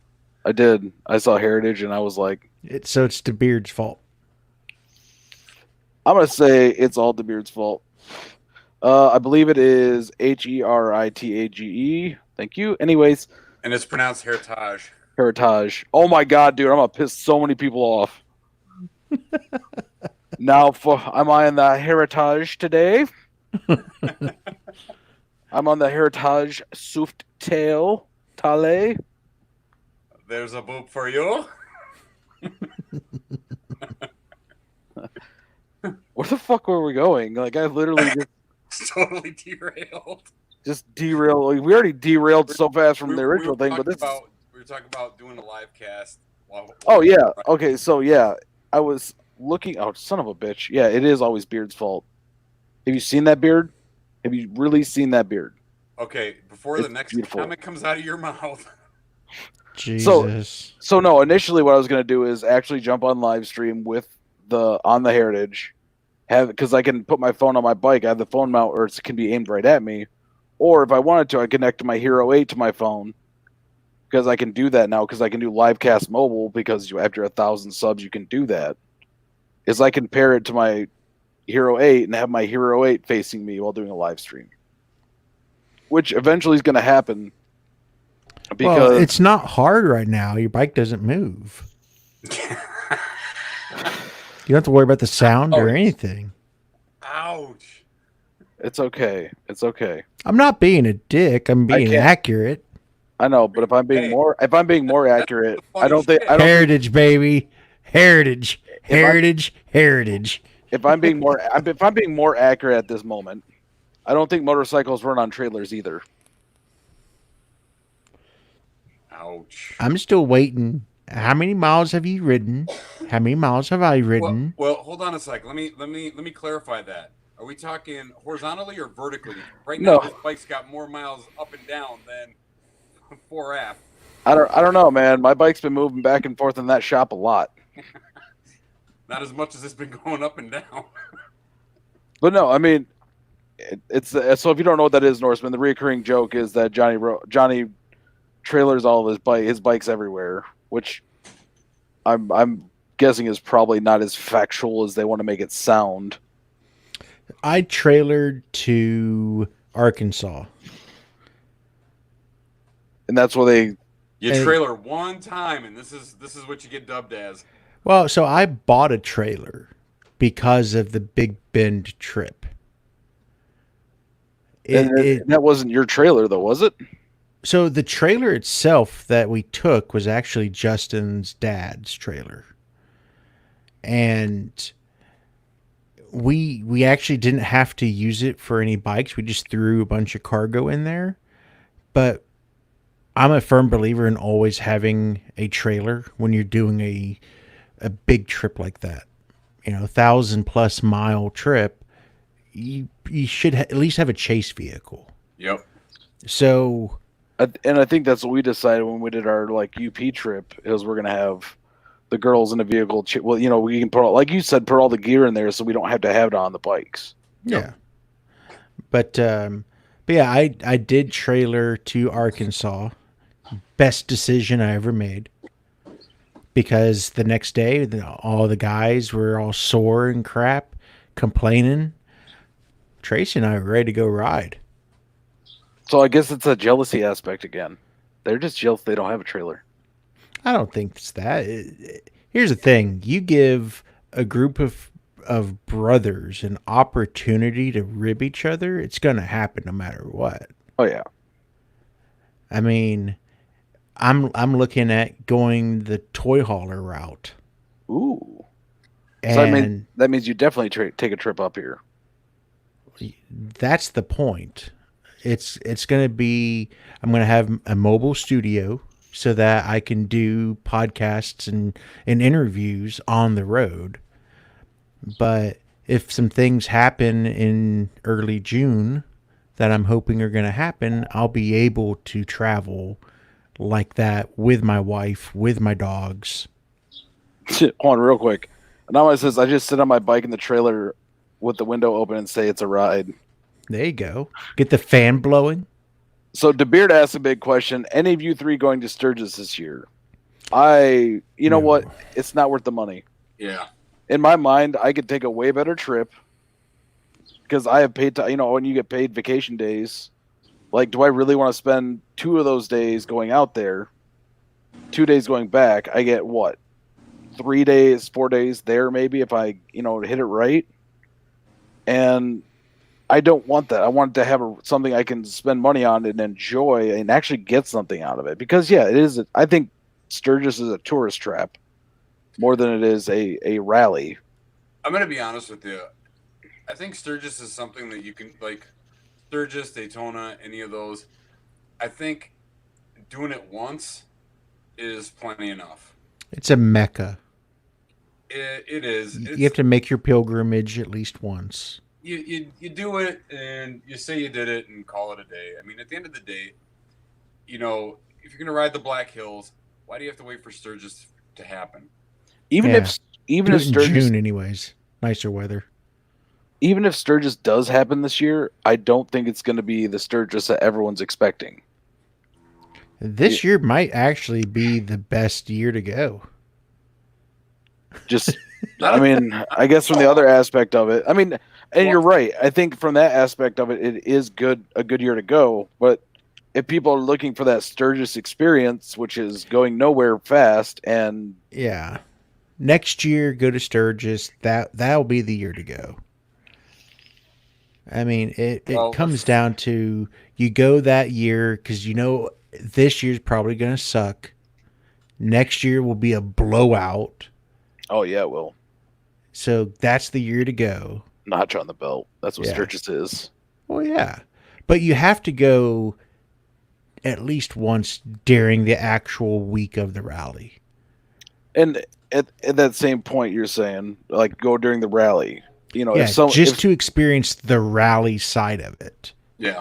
But if that rally isn't going to be the same experience as what Sturgis normally would be, is it worth going? Well, that's why I'm saying this year, no. that's why he's saying do it next year when it's like God intended it. Yeah. Because even if they do hold Sturgis, right? How many vendors are actually going to send people like their normal spread out? And I think they might. I bet they actually would. Because think of all the marketing money they have from not having to go to all the other events that got canceled. Well, I'm going to kind of take it one step further. I mean, you get into a situation where you think Sturgis is expensive now. If this year prices are probably going to go up, they got to recoup. I mean, what Sturgis, that town survives on Sturgis. That town literally survives on Sturgis, and we got a mutual brother that's been going every year for the last 42 years, and his hotel that he stays at, because he has family out there, when he goes out there just to visit family, stuff like that, he'll go ahead and rent the same room for half, even a third of the price, and during the rally it's 3 times the price. So DeBeard says, bro, the Black Hills, man, it's about the writing. I only plan to hit the actual rally like one day of the week. And he said, well, the Black Hills are 17 miles from my house. So if I want to go, I want to get the whole experience. And yeah, and I agree. I agree 100%. If you're in a situation where you can't go and experience both the full rally as well as the riding, and look, you can still do both at the same time, but I personally think, just from what I've heard from all the war stories from the folks that have gone, they'd rather not go during the rally because all the really cool riding spots are packed, and you don't get to experience because all the great riding, you start ending up seeing traffic jams. I mean, how many motorcycle accidents happen at Sturgis going up to the Black Hills? I mean, a lot. And the same with Daytona, and the same with Laconia, and all those other ones. But what you get a massive amount of people that ride motorcycles. You add alcohol, and it just ends. There's always a problem. And going back to what you said to Beard, where you said, if you're going to go, you want to get the whole experience, is something for if y'all are like the Baggers and Brews guys. If you don't know, they have a YouTube channel called Baggers and Brews. Literally, the name is self-explanatory. Go check out their content. If you do like it and you're digging it, hit that subscribe button. But if you guys are going to go out there, it's going to be something that you want to get that whole experience. And if, like Johnny says, like I believe, and I believe the Norseman believes it too, is like that whole experience of Sturgis isn't going to exist this year. You're going to have your hardcore people that are always like, I'm going to go no matter what. But like, a lot of what Sturgis, from what my understanding of it is, that people love too, is like meeting people and meeting these people from around the world, around the country. and being able to share experiences and have fun, maybe sit down, talk, and have bullshit, whatever. And when Yeah, right now, if let's say that the bike, or Justin, myself, the Between Two Wheels crew, if we went, half of it would probably end up being working. Dealing with sponsors, vendors, and a lot of meet and greet and just going out and talking to people and building the brands that because we're representing two different brands every time Justin and Ken and I go out. So for me, that's kind of my issue and how I look at it. For me, it'd be better to go at the last half of it, get the experience, and then spend the first few days after the rally to go and do all the fun riding stuff. Oh yeah, people are going to go this year to prove a point. Big middle finger to the government. I think it'll be better than you think it will be. Since the vendors will be there, they have a lot of money to make up for. But also, does that mean the vendors will jack up prices on stuff because they do need to make up money? I mean, realistically, I think they jack up prices for these events anyway, whether it be Sturgis or Daytona or whatever. I mean, anytime you have that big of a group of people, like there's a lot more markup on it. No, but I mean, the problem is that a lot of these vendors, a lot of their suppliers for mass production were or are overseas, and with their, with people buying less stuff here, and especially like people buying stuff from China, like being very hesitant about it, it's going to be difficult for them to, I mean, I hope Sturgis is everything it plans up to be. All right, I hope when you guys go out there, you get the experience you're looking for. But I mean, it'd be very unfortunate if you guys planned all this stuff for the 80th, and he said it's like a bucket list trip for him. Like, I don't want that bucket list experience to get turned into something that is, downsided. Because, like, okay, let's say by then they're going to do it, but who's to say there's not another, let's say, second wave of media telling that the coronavirus is coming back? They're already trying it. So here's my thought on the whole thing. Hey, what's up, Wigsley? Hey, what's up? What's up, bro? Look, at the end of the day, I still think you should go. Definitely. If you want to go. Says, I don't know, man. From what I'm seeing all over social media, people are going in defiance of the government and all the shutdowns. But that government still holds that power, and that's the big problem, is that just because one little city wants to do something, the federal government or even the governor of that state can still be like, no. And if they do that, who's to say what happens? We see it here in Michigan. I've got a real simple answer to that. Can I butt in? I don't know what we're talking about, but I'd like to butt in. Go for it. Do it. Right, so who's in? Your question was, if shit goes to hell and the apocalypse happens and it's Walking Dead, who's in charge? And it's the people with the guns. And the people who can work on cars. Dude, that was like an hour and 30 minutes ago that we got off that topic. We're actually talking awesome. I don't need to get all the way into it. I just wanted to butt in. So consider yourselves butted. I wish that was a prop at the Baggers and Brews. No, I mean, here in Michigan, like I said, we've seen the revolts. We've seen everything going on. We've seen what's happening. The storming of the Capitol with weapons, and them closing the Capitol down for fear of life and loss and all that shit. Words. And no, I mean, and that's what the media is portraying it as. So if someone's seen as a violent group, especially, normally there's peace out in Sturgis, but there's still always that volatility that can exist in that environment. So what happens if someone goes, what happens if the government shuts it down and all those people are going out there, but none of the vendors can show up, the bars can't open up, whatever it is. But I'm going to tell you this, and then not to interrupt, but I'm going to interject for a quick second. We are the caliber of people that it doesn't matter if the bars aren't open or anything else, we will party right there. That's the experience. Well, at a certain point, it's going to come down to with everything, like with working, you know, with people that work in shops and plants and retail stores, is eventually, if the government were to not let that stuff open up, you'd start to see more and more business owners saying, you know what? I mean, Elon Musk just did it in California. Like, I'm opening up this line. If you're going to take anyone to jail, you start with me. This is my business. I will tell my employees when I can and can't pay them to work. That's another aspect of Sturgis that might be something different too. Is the two Does the sides? government have to approve of every single little thing everybody does? No, but what I'm saying is, like, from the other aspect of it is people's ability to afford Sturgis this year now. You know? Yeah, I'm not going.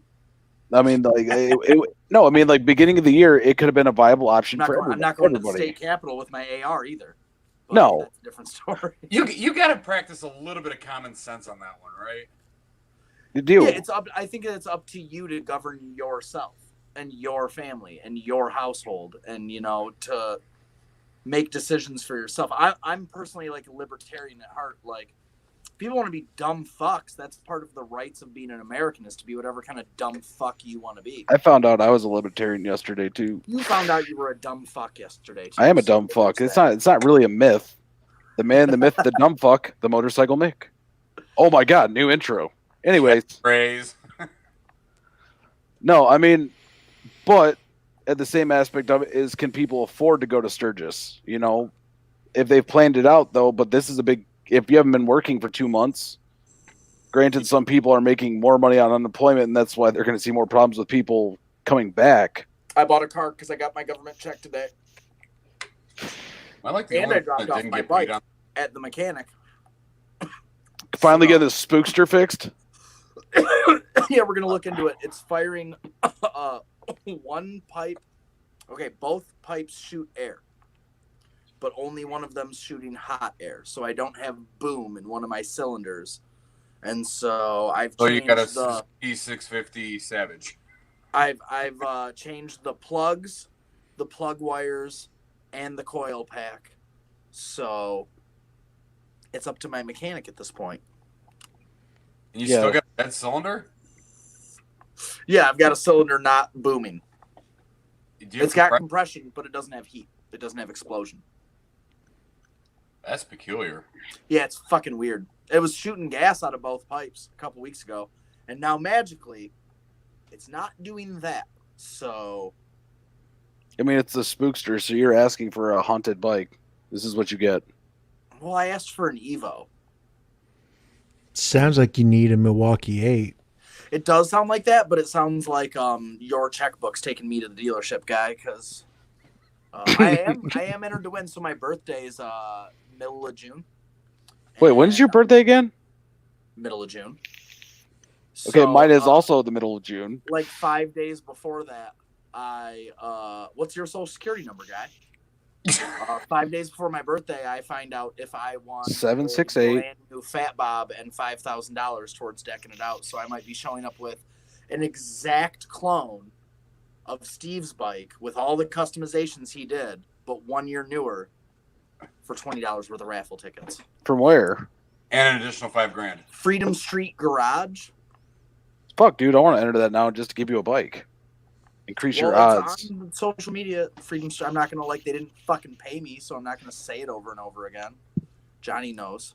You gotta get paid before you say them brand names, son. Cut the fucking check. Loosen the purse string. Well, so here's the thing. All the money I make from Between Two Wheels goes into the charity. Right. So. But you're not going to suck some company's dick that ain't giving, you know, like, I was making a joke, but to the extent that, like, you're not going to go, unless you really, really, really believe in that brand, you're not going to go out of your way to for free advertise that brand when other companies have put in towards whatever your goal is, whether it's putting back into the channel, putting into your charity, putting into your family's pocket. I like parts. Cut the check. Cut the fucking check. I like parts. I like parts. Yeah, I'll do it for parts. I do. I'm a whore. I'm a whore for parts. I mean, it's got to be something like you said. I believe in, and like most of the places I've dealt with are like when you're doing a review on it, be honest. Like, don't sugarcoat That's shit. my thing. Is I will not sign away my soul for free parts. I had one Harley dealership that I was working with doing test rides, and I did a couple, and they were real happy with them. And then they got new ownership. They got bought, and I'm not going to say which one it is because they're not cutting that check. But they wanted me to start submitting finished product for them to review before I post it anywhere online. And I told them, that's not how I do it.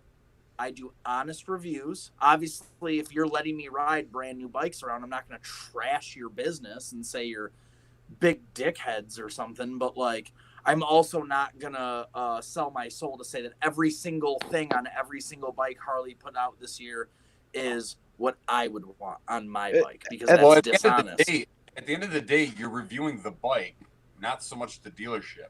Yeah, the dealership's just a, hey, thanks for letting me do this, man. Like, it gets their name into the thing. That's part of the deal. They understood that until they switched ownership, and I ended up having to walk away from the guy, and, you know, no hard feelings, but he wants to do business one way, and I'm not going to put myself in a position where I feel that I need to ever be dishonest with my viewership. And so no, if you want, that's what I'm selling. That's the value I bring to the table as Wigsley, is that you're getting Wigsley's honest opinion. And if you've seen Wigsley's other videos and agreed with him about, maybe you're the same height as me, maybe you have the same rider triangle preferences as me, then you know you can count on me to be honest about, oh, the seat puts me in the right posture or whatever. And I'm just not going to sell my soul for pennies. Now, if you want somebody who wants me to just talk it up, well, that's not what I do. I don't work for Harley-Davidson. No, and if you want me to work for you, put me on the W-2. I will review bikes the way you want me to all fucking day. I need to be paid if you want more than what I offer. See, I with a local dealership to me was helping them make videos. You know, like not for my channel, but like to help them make videos for their stuff. And I gave them an idea of what to do. All right, I was like, don't dump these videos, release them. Because the dumb thing is they want them to be like 4 minutes at the max, which is stupid. But okay, whatever. But at the same time, they wanted to. Yeah, your mic's muted. He keeps talking, but no one can hear him. The average television commercial is 15 to 30 seconds. So you got to remember that what you do and what they do is going to be two different time formats. Well, no, 4 minutes is a lot for that is true. But I was filming stuff like family days, events they had going on there, and giving them. But like it was weird, is they couldn't decide on the style they wanted, where they wanted it super clear, or they wanted to have that feel. And it's like I was using the hyper smooth on the Hero 8 for that, which the Hero 8's a great camera for stuff like that. If it's just like going around, like walking around, because it stays stable the whole time without gimbal or anything like that. Yeah. But it's like, they couldn't decide which style of format they wanted, to where it was either I'm going to be doing it this way where it's kind of like a rough feeling, or this way where it's more like a production. And then what happened was instead of following the plan, because I sent them thumbnails, I sent them the videos, I gave them every key in the world, like what you post on the video, what to put for tags, stuff like that. And all they did was dump these videos, like all of them at once. And it's like Harley dealers seem like they're even more out of touch with people. You know what's a fucking shame? Is that I guarantee that dealership, I know where you're talking about, they just fucked Steve over on price for work. I guarantee you they employ somebody 40 hours a week and pay them as a social media and advertising. They don't. Really? They have nobody? No. The owner gives their daughter the phone and lets her handle it because she has experience with Instagram. All right, so here's what I'll tell you. My dad always taught me. My dad's a salesman. Qualified. And so you're running a video service, right? You're pimping out your skills to them in return for X. Oh, I got stuff. So it's your job to be the producer, the director, the camera guy. It's all those things. It's also your job to sell it. And when you sell it, what you're doing is setting some ground rules. And my dad always taught me, when someone doesn't know what they want, as the salesman, your job becomes telling them what they need. No, and that's what I did. Here's what you need. Here's the industry standard. Here's what I'm not going to let you do. I can charge you less and only do this, but that sucks. I literally created a whole social media plan for them. Like literally to the T on this is what you need. This is what you need to do. And they're like, okay, cool. We're intrigued in this because A, they don't know how to do social media. Their Instagram is just to tell people their phones are down. Literally, that's what they post on there. It's not like pictures of bikes. Their primary thing is we're showing pictures of motor clothes and all these things. And this is cute, but it's like, you're not showing the bikes. And even at that point is you're not showing all of your bikes. It sounds like you have an opportunity to go and create a job for yourself with them, even as an independent contractor. Oh no, that's kind of what I was doing. Yeah. But when they dumped all the videos at once and they didn't do good for views because they didn't promote them anywhere, because they got a Facebook page with like 20,000 people. You say go check out this video on here, and all those people that know that are going to go watch. People out of that will actually do it. But promote it a different way. Like, hey, if you say you saw our video, we'll give you. I told them, I was like, give someone 10% off if they say they're show they're subscribed to your channel and they watch your channel, like, or something like that. You know, incentives. Give people incentives. Give them something, because 10% on like motor clothes items, not motorcycles, like that's still something. But they didn't want to be involved. Like in their mind, they knew what they were doing, and yet they're sitting at 42 subscribers when most other Harley-Davidson dealerships have way more than that. I would actually say that most of the dealerships have their social media game directly in the trash. I feel like I had these same conversations at the dealership that I've worked at, and I expect to have these same conversations at the next dealership that I potentially approach to work at. And up in the L? Yeah. Okay. And you know, it really boils down to, you know, you're walking in and like they don't need you. You know what I mean? They're still gonna sell bikes, but you know, you're offering a little bit of scratch my back for scratch your back. You know, I get to do these cool videos. You get a little bit of, you get your name thrown around there. You know, if anybody that I know lives close, I'm gonna send them to you for whatever. But I feel like it again, as the salesman, when you walk in and you're gauging the person in charge, dude, at the one dealership, it took me like 4 people before at a dealership that employs maybe 20 people, 30 people tops. It took me 4 people to get to the person whose literal job title was social media and advertising. Oh yeah, that's. I was like, why didn't you bring me that person? But you have to stand there and assess. Okay, well, I'm dealing with someone who knows what's up and is forward thinking. Hey, what's up, Reaver? And is the ownership on board with social media as the new way to advertise, or am I fighting an uphill battle where I have to educate these people? And I've done that with my channel sponsor. I've been really lucky with Boomer. The old man Boomer's really, it's not his thing, but he knows it's important, and he wanted somebody. When I approached him to have his shop sponsor my channel, he was glad to have somebody who was forward thinking into social media marketing for this niche, because he didn't know enough about it. And I was able to sit down with him and his son and give, like you said, give them tools, give them kind of a schedule, and this is how I want you to tag things, and this is how I want you to link things, and here's your format for the video description. They really took to it well, and they really took it seriously. And I've had encounters like with the dealerships where they're like, yeah, man, good enough's good enough, but I want to see the video before you post it. Because, and I'm just throwing this out there, and I think because, like, I don't know, if you're the proprietor of a business like that, you know, it's like Boomer's doing it right. He doesn't know. He's paying you, in a sense, to be the subject matter expert, to know what works, what doesn't. And by allowing you to have that creative freedom, you know, it's a win-win situation. I mean, Unfortunately, but with the It's nice too when my time's invested into showing them those things that I don't then keep having to, because I don't want to work for the guy 40 hours a week. I would Yeah. if he could afford me. I want it to be a passing on of knowledge, and I can still do some stuff for you, the complicated stuff I got, but like I taught them how to hashtag things on Instagram, and now when I see their posts, I don't have to be annoyed that they're hashtagged goofy or not at all. Yeah, well, and that's the thing, is that's part of the service that you offer, is not only I'm not doing it for you, I'm going to educate you and train you to do it for yourself. yeah, You but become a right. consultant. Yeah, Exactly. Or Well, like you said, yeah. Johnny, an independent contractor.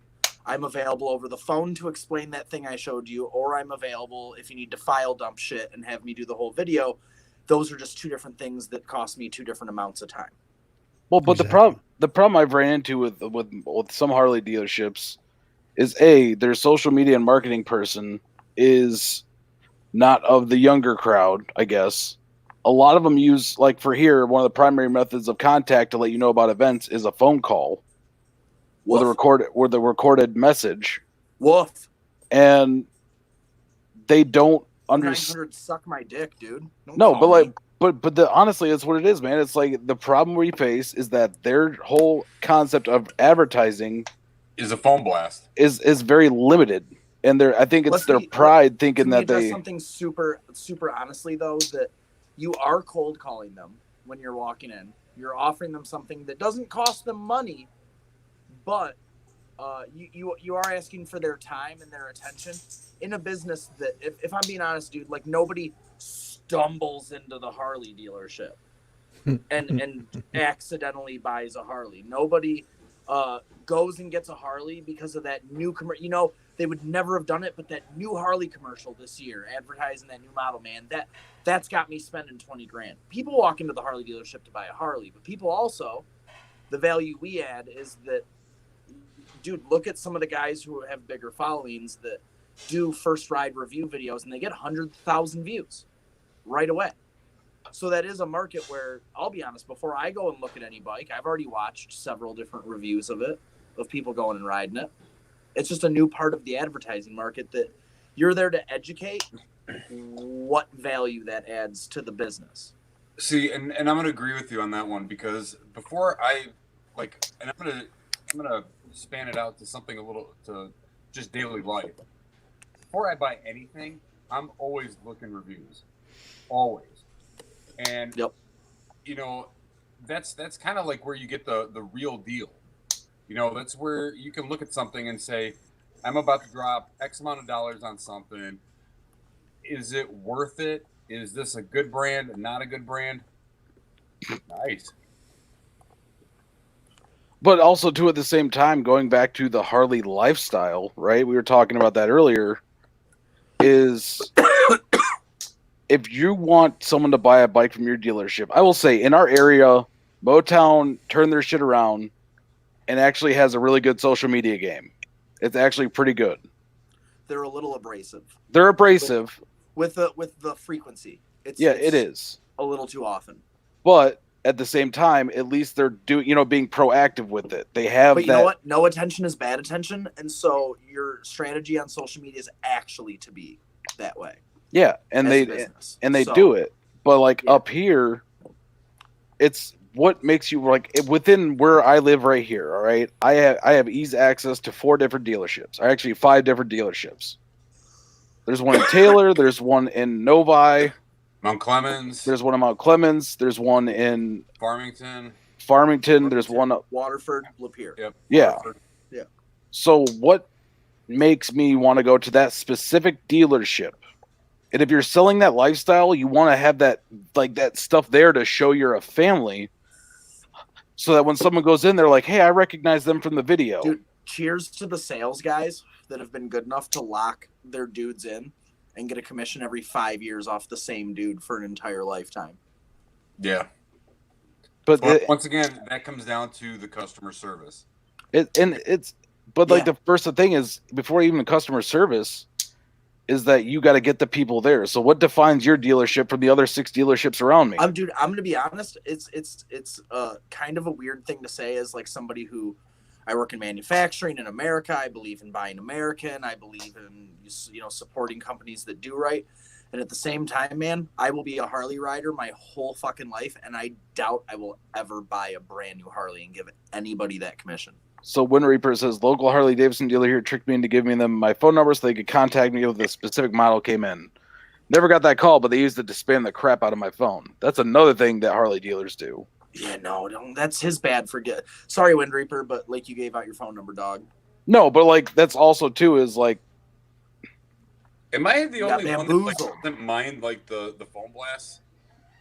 Like I have no problem getting a text message from like my local Harley dealer telling me about an event or telling me about something going on. I really don't have an issue with it. If it's done right, I don't mind it. Yeah, it's quick. But literally, it's 30 seconds to the point. Here's what's happening this weekend. Come on down. yeah, And but 9 out of 10, if I got nothing going on, I'll pop over there. But once again, none of the dealerships in our area, but I guess besides the Motown, really has defined themselves as a place that you can walk into and already feel comfortable. okay, so here's my question about this though.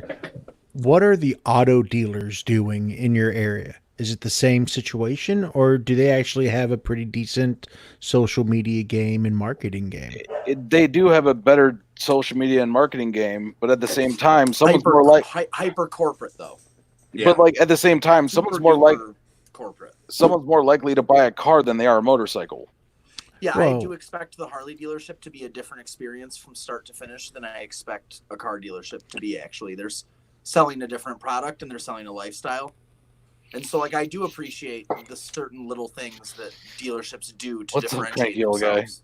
Thank you. It's my merch. Dude, he's got the hat, the sticker, he's got the shirt. I just come all Mick decked out. But He's got a big dope tattoo. I'm eventually want to get one. But no, I mean, that's true though. Like, it's people, like, the experience at a Harley dealership is when you're already a niche market when it comes to motorcycles, and then you're more of a niche market because you're an American cruiser motorcycle. So you're already trying to get these people that have all these different brands of motorcycles to look at that are marketed way better by every social media producer that rides motorcycles on YouTube. You know, a kid that's 18 years old isn't going to look and be like, I want a Harley. They're going to look and be like, oh man, Fooligans doing wheelies on a Grom, or these guys riding real fast on their sport bikes. And Harley hasn't provided that experience to anybody. Well, I want to kind of add to that because some 18-year-old can't afford to walk into a Harley dealer and do that. But could they though, for like a used Sportster? You know what I mean? Well, I mean, what take about a look Street at the Bob? market. But They could walk in and get a brand new Street Bob for payments that are actually somewhat reasonable. Dude, there's a 2000 Super Glide at one of my local dealerships for $4,000 right now. So it's something You that can buy a reasonably big bike for not new car price. What year? 2000. We're gonna have to talk. But see, you that's a settle down, sir, 20-year-old 'cause I might be fixing- motorcycle. I might have 2 running Sportsters and I might be trading. We'll see. But That's that's a 20-year-old motorcycle, right? but it's still Harley. It is, but when you can walk into a dealership and buy a 3 or 4-year-old Dyna or whatever and get out of there, I would say first bike spend around 10,000 or less. There's a lot on the used market for Harleys. If a Harley's what someone wants, $2,500. But going back to but what here's the thing: we're talking like the used market, which is yes, a lot more user friendly and priced accordingly. But going back to what Wigsley said, though, is you want to get them in the dealership because that 18-year-old kid is going to buy that $4,000 Dyna. All If you right. can create a customer for life. If you can Yeah, sell the yeah. lifestyle. So what happens is once he starts making the adult money, then he's like, hey, I can afford this new bike and then this other new bike. I mean, it creates that start. Yeah. And as I'm an adult. I can't afford that bike. But that's what I'm saying, though, is like kids nowadays are getting educated. They're getting jobs and shit like that are getting more money. And so if you can create that customer for life with that inexpensive bike, but Harley, the problem is when you walk in there, they're going to push the new bikes on you immediately. Like, you don't want they that don't old want to bike. show you the used shit. The used shit's in the back. Yeah. And Or up top. yeah. Yeah. But But the problem is, But that's not a Harley-Davidson thing. That's the dealership yeah, thing. that's what we're saying is if you want to sell more Harleys, I don't think it really falls on Harley themselves too. I think a lot of it falls on the dealerships and the way they make people feel when they walk in, because I don't want to walk into a fucking Village People commercial when I walk in there with just everyone wearing leathers and the Native I'd American honestly rather tassel. that. No, I'd rather that than the lackluster corporate feel. Like I'd rather have it be a fucking shit show. No, and Some of the like boring experiences I've fucking had at some of the Harley dealerships. but when you walk in there, like what's going to associate people to that dealer? You know, like you want people to have the understanding of that dealership and have that inviting feeling already there. So if you can get a kid to walk in there and then walk out, or ride out with like a inexpensive used Sportster, just to start them off, and it's a Harley, like that's where you create that five bike customer. That's where you create that, and the dealerships around us don't do it. They don't have any concept of getting people in the door through advertisements like YouTube and stuff like that, showing the experience of stuff going But on. their demographics aren't content consumers like millennials are. But that should be the demographic, shouldn't it? Well, I understand that, but you're talking about an old school way of thinking. It is. The problem is you don't have, obviously in your area, a lot of younger owners of these dealerships. No, but there could be a lot of younger riders if they did it right. You know, I feel like I would love to see that. If I saw a herd of 40 Sportsters riding around, I would jump on my Sportster and join Well, them. let's be honest too. Part of the culture is part of what you buy when you buy Harley's the culture, and part of the culture is dying off with, like, let's call them the boomer riders. Where I'll be real, dude. Like, I organized a charity ride last year, and so I interacted with my local hog chapter, which I'm not a part of, but you know, I was doing a new thing, and these guys knew more than me, and I wanted to hear what they had to say. And there wasn't one fucking dude under 55 in that fucking hog chapter. There wasn't one like 35-year-old dude like, yeah, dude, I got you. Like, every single person I dealt with was geriatric as fuck. And so like when I was organizing this ride in the Harley dealership I was working with, they said, hey, talk to our hog chapter. Jesus Christ, if every conversation didn't have to be a phone call and an hour long because the guy was like 80 years old, man. It's just part of the culture I think is going to die off. And part of that's going to hurt Harley, but like only for a while because those people can't buy bikes from their coffins. Also, those geriatrics are the same ones calling Sportsters girls' bikes. No, they were cool, man. He No, I'm tried not to saying- hot dog me, and then he like fucked up our group ride. He like took us to the right. I gave him the goddamn directions, and he wanted to like road captain, and I was like, all right, dude. And then he like fucked it up. So Hitting every bathroom between here and Algonac. no, we did like 100-mile ride, and we didn't stop. But I mean, but think about that though. If Harley's dealers could, like, because how many people want to go to Chattahoochee Harley because John Maxwell's there? You know? Cheers to Maxwell and Maxwell's boss for letting him fucking do that. And Laidlaw's got his shit together, man. Moonshine Harley, which actually the people that bought Laidlaw's like dad or grandfather owns the dealership, so there's that. Yeah, but you know what? Then good on Matt, and just like good on John Maxwell and his boss, then good on Matt and his dad and granddad for seeing Figuring the it out. value in, you know, it's numbers, man. When you can point to, you know, you can point to, I get a certain amount of numbers. Wow. My YouTube channel gets X amount of views for a new ride. You know, you can show it to them. You can point it to them, show them the value.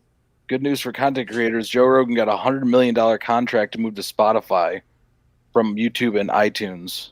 I really doubt Joe Rogan's doing that. $100 million contract, I'd sell my soul. You do it for $100. What are you talking about? Probably. Anyways, no, and as a content creator that's younger in the Harley world, as Wigsley that's a younger content creator in the Harley world, like, they don't promote this shit. Like, it's stupid that they don't have across the board younger content creators at least like working with them to advertise their shit. Honestly though, imagine an army of fucking local motorcycle YouTubers that all like went and sold their souls to the Harley dealerships. I couldn't imagine like a worse fucking thing.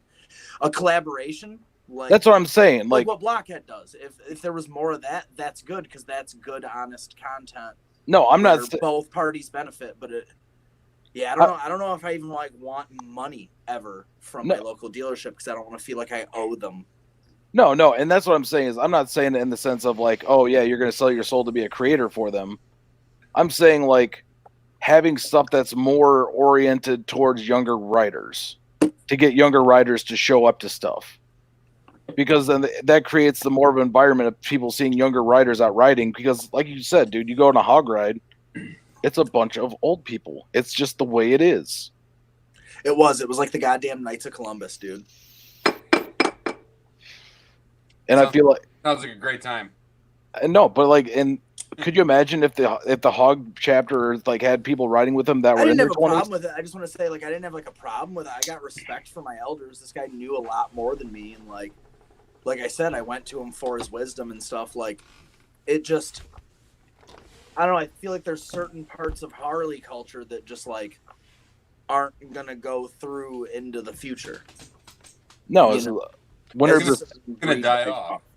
yeah, Wind Reaper says, let's be honest, Harley has their dicks and their dicks and advice, and has no idea what they're doing when it comes to advertisement. Zero. I think their Well, I don't know whole about that. puppy. They sell a lot more motorcycles than any of us. They do, but they've they're dying. That's the problem is doggo. like you said, Wiggly. I won't buy a new Harley. Well, that's me though. Yeah, but how many people? I wouldn't buy a brand new car either, dude. Well, I hold let on a No, somebody but else- there's a lot of looking people. differently on this one because I would never go buy a brand new Harley. I'll buy used all day long, but I'll If never I hit the go fucking to- lottery, I'd buy a brand new Harley. Dude, even then, you can still get more. No, bang then I for the would buck. do it. Yeah, I couldn't even bring myself to spend that money. No, and it's all. I have no about, problem doing baller it. to pay fucking cash. Well, Roblox, you make way more than all of us, so So, for me, it's just like I lease motorcycles. and Right. handlebars, See, if I had the money, that's what I would do. which he's also giving away free. So pay shipping and handling. Insert credit card now. Do There it. was an engineer at my old shop that every 3 or 4 years, he was just basically on that, like you're saying, like essentially leasing, where he was trading his bike in every X amount of years and having X, Y, and Z done to it, and then that was his deal for that many years. He'd probably bought like 10 bikes in his Well, life. when I worked at Harley, I traded in every 2 years. Okay. So, but that was kind of the deal that was set up. Is that the same as car dealerships where 2 years is about the mark where they're still willing to like certify it? No, so the way Harley works, because of contracts and stuff with the unions, at least this is how I understand it, so don't take my word as gospel, but in essence, for the employees, we don't get a discount off the motorcycle officially. We do get discounted financing. So at the time, it was a fixed rate, and it was 0 interest for 2 years, and 4.99 or something like that for So you 5 worked it years the after exact way that. it's supposed to be worked. You did exactly that.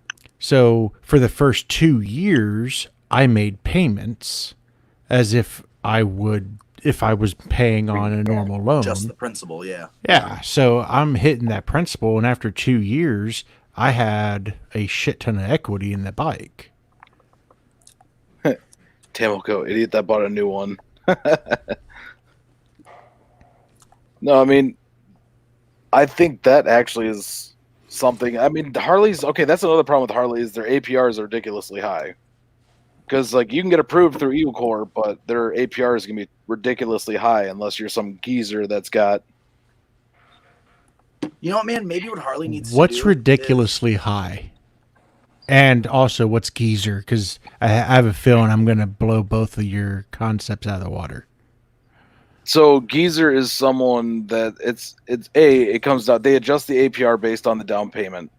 Is in theory what people want to think. I've never put a down payment on a motorcycle. I've never put a down payment on a vehicle. No, but I'm saying is the way the Harley, like, because I was at a dealership when my buddy was looking at one, and they're like, hey, the bigger the down payment, the lower the APR. Which in reality, the APR has nothing to do with it. They can adjust it to whatever they want it to be. It's independent and it's market value. But like no different than homes. For the longest time we were sitting at like 3.5 to 3.5 at best, and 4.5 to 5%, and then rates dropped nationally, and here you are with your 2.75% or 3%. Yeah, but you get a kid that walks in there and wants to buy a bike, and they give him a APR of 12 to 15%. Well, that's because he has no credit. Well, that's exactly it. He has no history. Okay. It's no or if he does have history, it's probably bad. Well, it's no different than people complaining about the fact that my credit card charges me 24% APR. I mean, if you pay it off every month, it doesn't matter. But if you're floating a balance, that 24% hits hard. But the side of that's painful is the fact that we, primarily Americans, do not understand the concept of credit. Or what it really is we don't understand the concept of debt. I don't own anything I didn't pay for. Well, see, and here's the thing. There's a concept of having like good debt, and there's a concept of having bad debt. So if you own a home, that's good debt.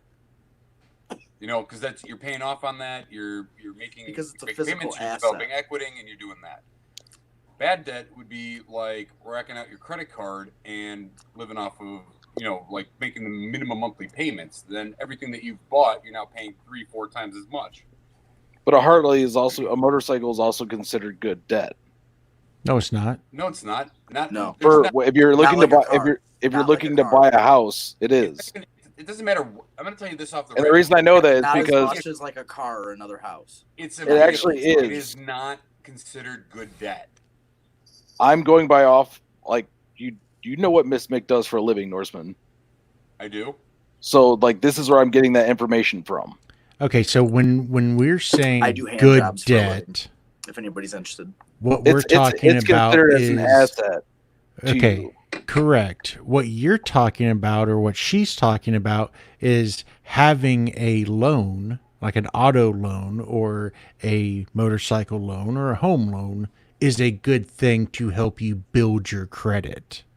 As in, yes, that's a good debt to help you build your credit. Through a certain lending company, it is considered an asset when you are like going to buy a house. Okay, so I didn't know I was going to be doing economics while I was this ripped. Right. But so an asset. So your primary house, the one you live in, the one you pay taxes on, the one that you make all your payments on, that is an asset when it comes to creditors, but it's actually a liability because it costs you money. Now, if you had a second home that you rented out and you made a profit off of it, that is an asset.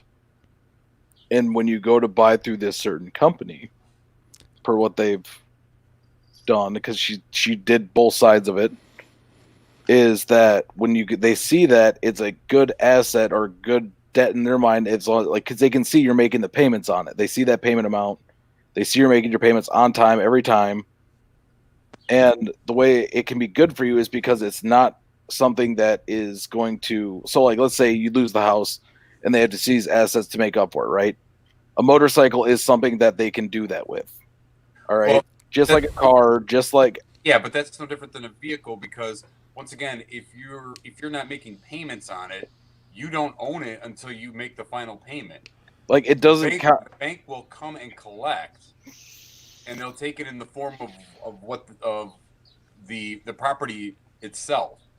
But Right. At the end of the day, the debt that you have, it's good because yes, you're building credit and you're establishing history, but it's no different than a credit card. If you're paying on that credit card and you're like, here's the thing, I paid my credit card off every month. Okay, they could offer me a lower interest rate. It doesn't matter to me one way or another because I only make X amount and I only spend X amount. Right. So, but it doesn't. That's the whole principle of credit. Yeah, no, but like the bike does not count against you in the purchase of a home. Is what I guess I'm trying to. It does. Any loan that you have. It was categorized with the student loans as student loans are considered. No. Like when you apply for credit, what they basically take a look at is your debt to income ratio. Mm-hmm. And different banks have different criteria for what they will allow. Yes, and I'm being very specific to one. Yeah, but what I'm saying is that no matter what debt you have, whether it be a motorcycle, a car, a house, whatever, it's still calculated. This is your formula. And they calculate your income to debt ratio. And if you are over X percentage, then they usually won't approve you for a loan. Well, they rate, it's all about risk. They are rating the risk. Correct. So the higher the risk you are, the more you're going to pay because, that's risk to reward ratio, right? But we are talking about two different things. You're talking about something that they're looking at on your credit report that is build your credit score. We're talking about something completely different. I'm also really stoned, so I was going somewhere with this, and it kind of got off track. So am I. But here's the easiest way to look at it from an economics perspective. Anything that you have that makes you money is an asset. Anything that you have that costs you money is a liability. That is the highest level version of economics I can explain. That's in like that sense. 101. Communism. Whatever it he said, is. I wasn't here. I wasn't You here. keep- Whatever but said he cuts was back in, it's straight communism. up communism. Yes, economics, communism. You fucking pinko. I mean, honestly, I feel like another thing I realized too is like based off of the work I do is that people are going to want to do the least amount that they have to. That's why a lot of people live in apartments and things like that because everything else is handled for them. They pay their monthly thing. Everything else is handled for them. From that same aspect, from a motorcycle side of it, if let's say they like living in an apartment, they make their money, whatever. Is now they got to have something they actually have to do shit on. Okay, or they don't. They can always take it to a shop. It is, but then again, there's the money aspect of it. Well, sure. But even then, you're still doing something. Like you're paying to have something done to the bike. Here's the thing. I knew a guy when I was in the Navy. He was stationed in Bahrain. He was making really good money. And he went out and bought a brand new Corvette. In Bahrain? Yeah. Why? Because you get them for dirt cheap. Oh, okay. Why not? There's no tax ever on it. Anyways, I digress. So he bought it. Communism. And his payment was like $800 a month. And he made $1,500 a month, $1,600 a month. He didn't have any rent, nothing like that. But when it came time for his first tire change, he couldn't afford it. Woof. So here's the thing. You don't go buy something that you can't afford to repair it. Like, Yeah. Sure it. Put gas in it. Which vehicle is it that you have to actually take the engine out to do the oil change? Is why it's so damn expensive? Ferrari, Lamborghini, any pasta rocket? Yeah. So if you drive Italian, First service. yeah, Yeah, every 10,000, 12, or probably 20,000 miles for those. Every 20,000 miles, it's going to cost you $2,500. If you don't understand that, or if you go to a Harley shop and you don't understand that every 5,000 miles, it's going to cost you $350 just in one service trip, and every 10 to 12,000 miles is going to cost you another $300 for tires. This is the research that when I did this type of content on the podcast, I talked about. You have to understand total cost of ownership. Yep. If you're an 18-year-old, the cost of the motorcycle is probably the least of your worries. The cost of the insurance is what's going to eat your lunch. Oh, yeah. And that's why 18 and 19-year-olds cannot really afford a Harley. And I just want to add to this, especially in Michigan. Yeah, no fault. It's really We stupid. have the highest insurance rates in the country. I'd probably say the world. And considering the fact that I'm 42 years old and have a flawless driving record, and I'm still paying like $500 a year, that's a problem. That's pretty good, man. What do you drive? I pay more than that in a couple of months. You talking about like car wise, or are you talking about like bike? What? So that's $500 a year for your bike? Yeah. That's not bad at all. It's not that bad. Really? Our bike insurance rates aren't that bad. Dude, Our Yeah. insurance rates like 2 suck. years ago, I was paying like $350 Okay. Well, through Progressive. yeah, I mean, shit happens over the years. I think I pay like $900 a Well, year hold on for a second. two Nothing like bikes. that happened to me. Well, I but gotta pay for everybody else's mistakes. yeah. But also, no fault insurance is a huge problem here. But that's unless part there's of the bodily built-in harm. cost of ownership. Well, And a lot if of your it state's is got also- high rates, you need to know that going in.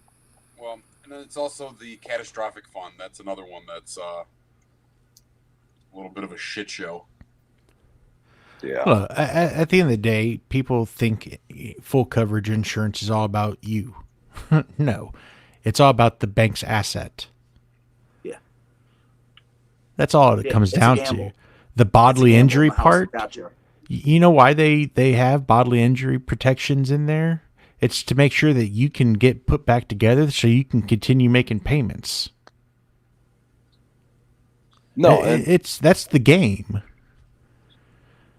no, and that's the thing though, is that when you look at that cost though, let's say for a bike that's paid off, all right, even like a just like a like is that 2000 Harley, someone goes in there, pays $4,000 cash for it, they own it outright.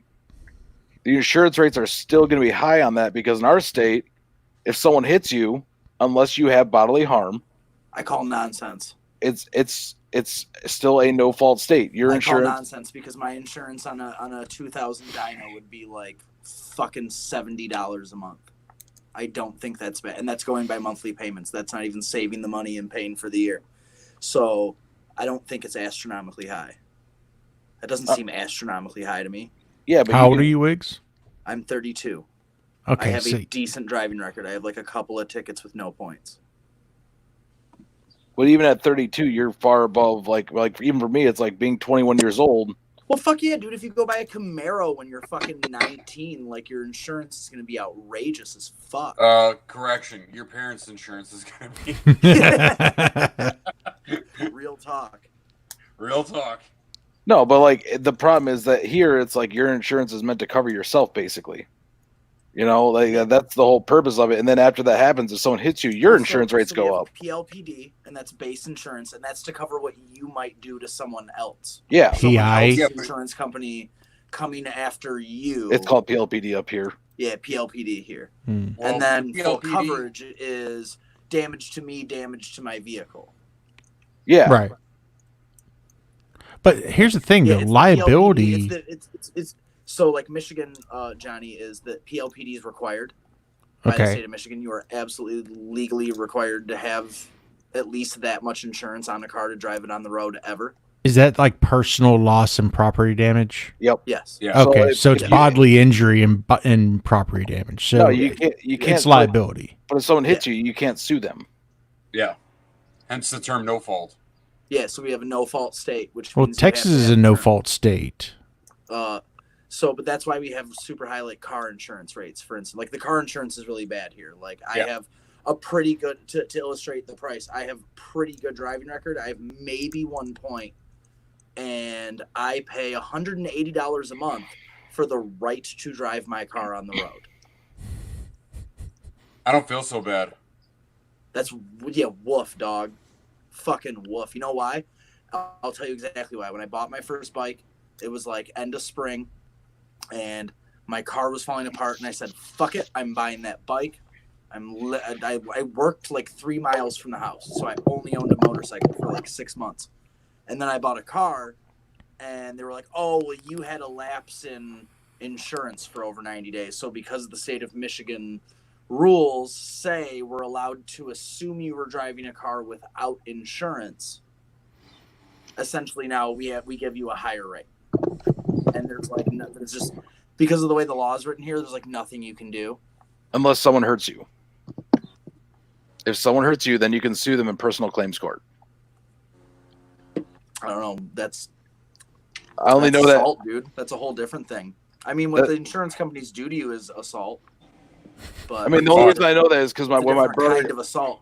Sexual, anal. When my brother got hit, It's like an emotional sexual. Like the insurance company at least coddles you after you get in the fucking accident and pays for the hotel or the hotel room with the fancy tubes that go in you. Wind Reaper says, I have a perfect driving record with a 21-year-old Harley Sportster. It cost me $80. Holy shit. That sounds about right. Well, here's the question. And he's 48. Hold on. I mean, those numbers are very similar to mine, sir. What area does Wind Reaper live in? I mean, it doesn't matter where in Michigan you live. There's potholes everywhere unless you get up to the north. Yeah, fuck it does. No, because your insurance, here's the thing. Your insurance is based on where you're located. Yeah, well, it's based on where your vehicle's. It's based on where your vehicle's parked. Yes. Yeah. So the thing is like if you're in West. Oh wow. Yeah, he pays $60 a month for his F-150. So he pays less for his truck than he does for his bike. That's an 883 Sportster. Actually, he mentioned right there. Yeah. It's an 883 Sportster. So, but understand something, too. If you live in an area where the average price of a vehicle is $70,000, your insurance is going to be higher because if you crash into them, it's going to cost you more. Even the new roads have potholes. Nice. They just come standard. They actually lay the potholes in there. They're built in. Yeah, they're formed. They're formed. So I'm just saying, it's one of those things where if you live in a high theft area, your insurance is going to be expensive. If you live in a high accident area, it's going to be expensive. Correct. If you live in a rural wealthy area, it's going to be expensive. I mean, all of these things come into play, and yeah, age and driving record do come into that, but those are things that you control. You can't control your environment around you unless you pick up and move. But even then, which in a free country, you're free as fuck to do. Yeah. Yeah. I mean, I'm gonna tell you this. You're in Texas, right? Yeah. So you're in real America, dog. What's that mean? You're just freer, right? Texas is officially the beacon of freedom. Oh, is it? That's what I feel like Michigan and Texas should secede from the Union. But Texas does have a lot of nukes. I'm not gonna lie, that would have been glorious. Fair. Michigan also has quite a few nukes. Not as many as Texas, though. And we have a shit ton of oil. I would really like to see Texas. We have real good woods here, dude. Real good woods. If you live in Detroit, you can't afford it. I live on the outskirts of Detroit. He said if you live on Detroit, let's be very specific, though. I live on Detroit. From Detroit. I feel like you do. I live on the map. You do. I live 15 minutes from the border of Detroit, the city of Detroit. Doing like 90 miles an hour. Oh yeah, you're right by 94. 15 minutes from the border of Detroit. And for some reason, that's a factor in it too. Well, hold on a sec. Take a look. He lives 25 minutes from Detroit. I'm going to tell you this. I said the city lines, not the city itself. Here, check this out. So, here's the city of Detroit, right? High theft, high crime, insurance rates are literally astronomical, right? The funny thing is that if you were to draw that as the epicenter and then draw rings all the way around, the farther out you go, the cheaper your insurance is. And I can tell you from experience because I lived in Detroit, I grew up in Southfield, and now West Bloomfield, and now I'm in Waterford. And right now are the cheapest rates I've had. And this was all within a 10-year period. So age does play a bit of a factor in it, but location is something that was key. Yeah, I mean, it is one of those things where when my wife and I moved to North Carolina, our motorcycle insurance, well, actually both, vehicle and motorcycle, dropped in half. Well, that's what I'm saying. If I moved an hour south of here, or hour and 10 minutes south of here in Ohio, I would be paying a half of what I'm paying a month for my bikes now and my car insurance. And you'd still be an You have to asshole. live in Ohio, dude. I know, but that's what I'm saying is. Patrick. Yeah, sorry, Patrick. But no, seriously. I mean, like, I don't understand and even Indiana's got half the insurance rates that we do. Everywhere around us, the insurance rates are so much lower. But the way Michigan's law is written, it's just there to fuck you. Sounds like you need to move out of Michigan. No, we have good woods, dude. Real good woods. And Got legal wood? weed. Ha! We're freer than you. We have legal weed. I hear that weed's good. I can go on my phone right now and order weed to be brought here. Yeah, we do have weed delivery services. It's funny. That's how I get mine. Yeah. Oh, so cranky old guy says, I live in Grayling. What the hell is insurance? Fuck you guys. Reverend Patrick. Dude, honestly, hey, There it honest is. time with the I have been riding the wrong bike with the right plate with tags that are a month expired, but they're not Here we really are. pulling you over, so My truck's a couple months out. Did you guys see that? I just bought a Jeep today, and I'm not going to be able to I have to just does anybody know? So I bought a new car today. Am I supposed to just drive it without a fucking plate, but have insurance and have the title on me? Yep. Yeah. your bill of 14 sale. 14 Don't days. put Yeah, put 14 my plate on it because that's a lie. That's not Correct. registered to No. that. Right. Yeah, don't that's put your plate- bad. Right. Yeah, that's illegal. Yeah, illegal as fuck. Yeah. No. So- You have 14 days. Which even then though they might extend that because of whatever the hell's going on right now.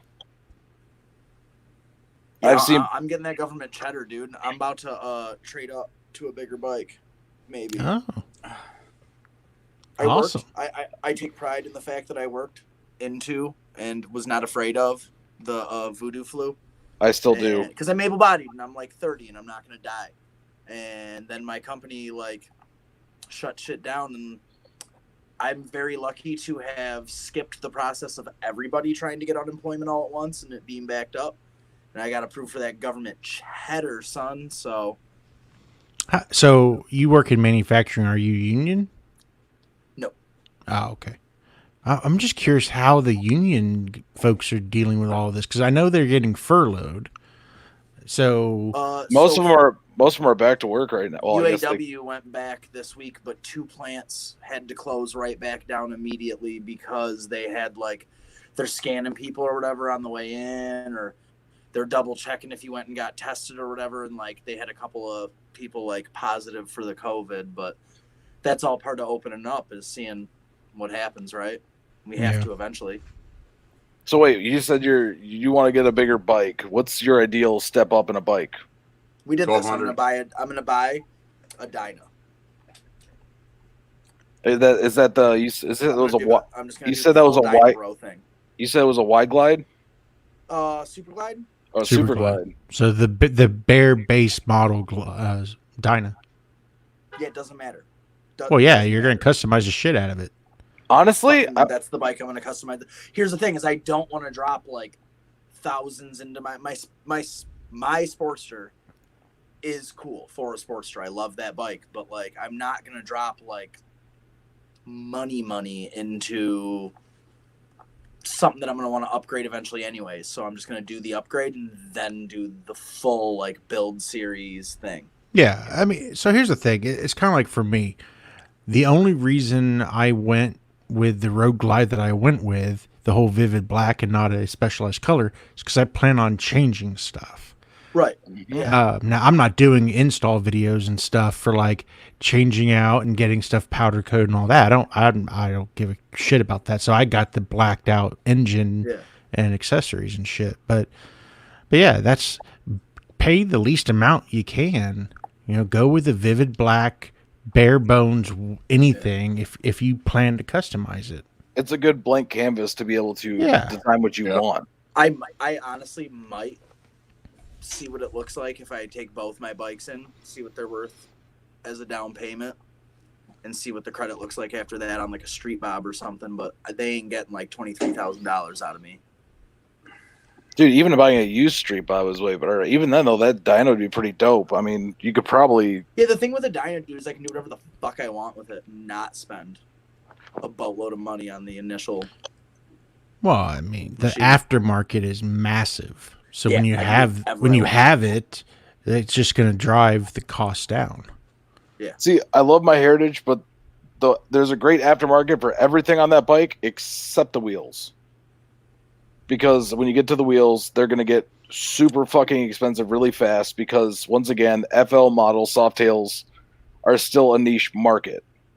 You know, especially I know what you can do that will unfuck your whole situation.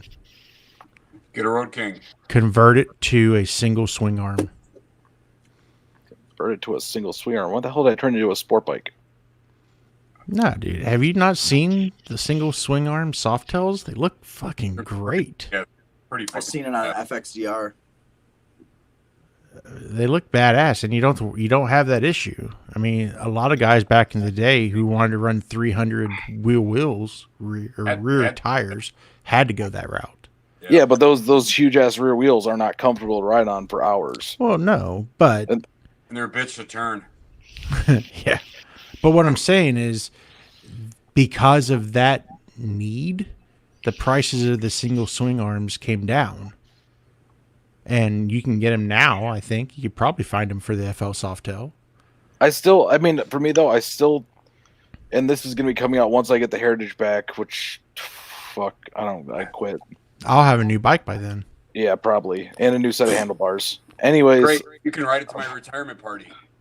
But I still like the spoked wheels. I just wanted something that was better, more modern, and that's going to last longer. Especially in the state of Michigan. You can't have like traditional spoked wheels because they're going to get fucked up really fast. Sure. Whether it's a pothole or corrosion, whatever, it's just not going to work. But when you get into something like the ones that are on the bike now, which I think all of you have seen, it's a thicker, better spoke, and it's not really a spoke. It's just a piece of metal to look like a spoke. Mm-hmm. Which gives me that durability, but also I get to keep that nice look of the bike without going 21-inch wheel in the front and full cholo. Okay, so do you know what you're going through right now, right? It's called the pain of customization. Yeah. You wanted something custom, which is great, but when you do something that's not the norm or not mainstream, you're going to have to pay the price in either, actual physical cost or the emotional suffering that you're going through right now by not having a motorcycle. Well, but what pissed me off the most...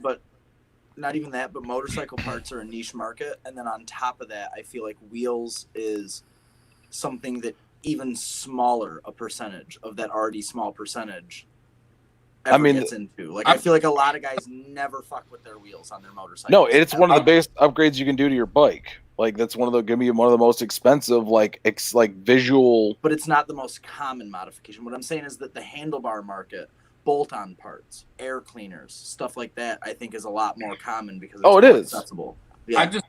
I'm thinking realistically, in Mick's case, it's more the Cosmos just literally stacked against him. Anything that possibly could have gone wrong with that did. Oh, yeah.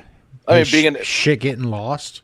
shit getting lost, being told it was bolt-on when it wasn't. getting sent 2 front rims. Yeah, I mean, like literally everything has worked against me, and I mean, yeah, once I get the Heritage back, it's going to be a great feeling. It's going to be that moment It'd be of that much sweeter. So I have to ask you something here, bud. What are they giving you for all of this shit? His Heritage back. Well, no, I mean, are they going to refund you some money, give you a discount? You know, Well, a I'm hand sending- job or something? What? no, I'm sending the rear wheel back, Okay, and so that gets refunded great. because I was told bolt on. I have the other front wheel I still haven't sent back yet because everything's just now opening up to be able to go take a freight package into an office and be like, hey, I need to ship this. So I would say by now, you either have more patience or you're less of an asshole than I am. But Hold on. that hold shit on. would have I already have- been sent back. Yeah, I but have a question 'cause who's he I'm going to on go board a little after? I can't send it back though because I have to get the Why- new wheel on the bike, the one that's Hold on. being Why the made. wheel change? Original reason for the wheel change. What is it? Because it The- looks cool. It's not even the looks. Is it aesthetic or is it for performance in some way? It's You for have a s- it's for Longevity. it's longevity and performance. Okay. But he was Because- also going from a spoke to a mag, so Right. there's a performance gain, Okay. Yes. Okay. sort of. What's the deal with? Why don't you get what you is? Is it a finish thing that you don't like, or is that it doesn't fit? You don't It's a make a mag wheel for your Finish bike. you. No, it's not that. It's getting a wheel like that is more cost effective than a mag. Because you like that already niche market, and FL Softail is already a smaller niche market, where it's going to cost you for a mag wheel $1,200 to $1,500 each. Okay. Also, with that comes too is the Heritage wheel, like the wheels that initially came on that bike, started corroding after a year, and it was not near anything, and they started to corrode. I cleaned it, everything like that, made sure it was good, and it started to corrode after a year. So the corrosion on those wheels already weakens because that whole thing like relies on that tension in that wheel. If it starts rusting, and that's metal corroding, and that starts breaking the But metal if it's down, just finished deep, why don't you just sandblast it down and like it wasn't powder coat it? because to get those wheels, to get spoked wheels painted and powder coated, to get them all the spokes taken off, to get it powder coated, to get Oh. all the spokes back put back in and trued up the wheel is I'm Yeah, at it's the a price bitch. of It's new an art wheel. form. Yeah, I'm at the price of a new wheel for each one of those to get all that done. But are they fucked? Put your wheels back on. It's riding season. That's winter shit. Are your The wheels wheels- are they boned? Though the factory wheels are. Oh. So the biggest thing is that I think you're too far into it to kind of swap anything up. I mean, here's the thing. They got the wheel. It got trapped in shipping, and it sat in a warehouse with nobody chasing after it. No, I mean there's So that that- aspect of it. That's where your time frame kicked in. So now that that's So for the all, real quick before the Norseman, like to give everyone context, because I don't think everyone knows this, is I was told I was getting my Heritage back on Tuesday. I was told Tuesday my bike will be ready. I'll be able to go pick it up. Well, then it It's turned Thursday. into Wednesday, Very and good. then I called today, and it's like, oh, we still like, and they're like, if we have to go pick it up, we will. And I was like, well, why wasn't that an option 2 days ago? You know, to go pick up the wheel and get it on the bike, because my bike's been sitting in your shop for a month and a half alone. So Nobody that's to where care for it. Nobody to the- snuggle it. and No the- to and- stroke it. I know. Mm. But like it's been sitting down there. It's got the new wheel, like the one that the company sent me on there, Yeah. but the spacing and everything's wrong. So they can move it around the shop and all that kind of shit, but I can't fucking ride it.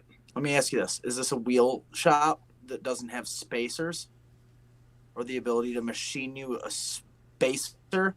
It's not the problem is that I feel like you got this. Everybody's fucking you up and down, dude. What? I think the problem with the wheel that he really got from Florida, the spacing is not add to. I think it's take away from. no, it's add 2. Is it? So just Yeah. use shim it. So No, even with the spacer, the spacing was still off. Get a piece of fucking round stock and a lathe, and I will make you tell me your dimension, and I'll make you a spacer. Yeah, but with a 114 and me drag racing that bike, I could just, like, shear off the bolts going through that spacer pretty damn easily. No, you would do the same thing on the rim anyway. Use stainless. That's why the hub is being machined. Like the new wheel, the hub itself was machined for my bike because no one actually, Apparently even though not. no, the one for the one for DNA. So I actually, after the rear wheel didn't work, we actually had to have DNA custom machine a wheel for the bike. So that's why we're waiting on the second wheel, which is actually the one that was custom built for the Softail model. That you're gonna get at a very discounted price. I mean, It's a nicer, better, newer wheel, and you're gonna get it for not. why is it Up. why is it their problem that I got the wrong wheel? It's You not fucked up. Who made the wheel? DNA. Who made the wheel and sold it for that bike? And who told you that it was going to work for that bike? No, the Right. DNA didn't make that wheel. DNA is the new DNA's a new wheel. company. Yeah. So Are they gonna The suck rich- your dick? the original one was from Demon Cycle or Ultima or Western, whatever you want Midwestern, whatever you want to call Midwest. them. Random boo on whatever that company is. Yeah. So they told me where I bought the wheel from, it would directly fit my bike.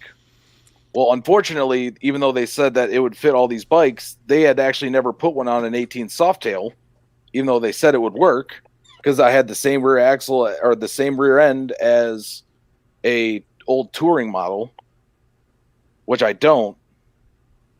Yeah, well, they tried to pawn that one off on me, saying, "Oh yeah, it's got the same style and all this shit." So I had to pay the money to have a custom wheel actually machined, like a hub that was machined to the same specs as my factory wheel, with the same design and everything like that. Well, I had to pay to have that made, and that's what the one I'm waiting to get in is, which is the one that I don't have to have any spacers, no nothing. I can ride it like normal. Okay, so you've already got your money back from the first one. No, I have to get the rear wheel back from the shop it's sitting in right now because when they took my old wheel off, They've already mounted it, so you need the new wheel so they could mount the tire and everything onto the new wheel, Yeah. so they can ship your old wheel out. Oh, I have to ship my old wheel back. Okay. They had nothing to do with me getting the wheels. It was me. Okay. So that's why that's why it's delayed. no, it's Well, delayed because UPS is a bunch of idiots. There's a lot of factors right now that is delaying. It's been sitting in UPS's warehouse since Monday, or their distribution center since Monday. So theoretically, if they would have shipped it and got it to its final destination, he would be getting his bike on Tuesday.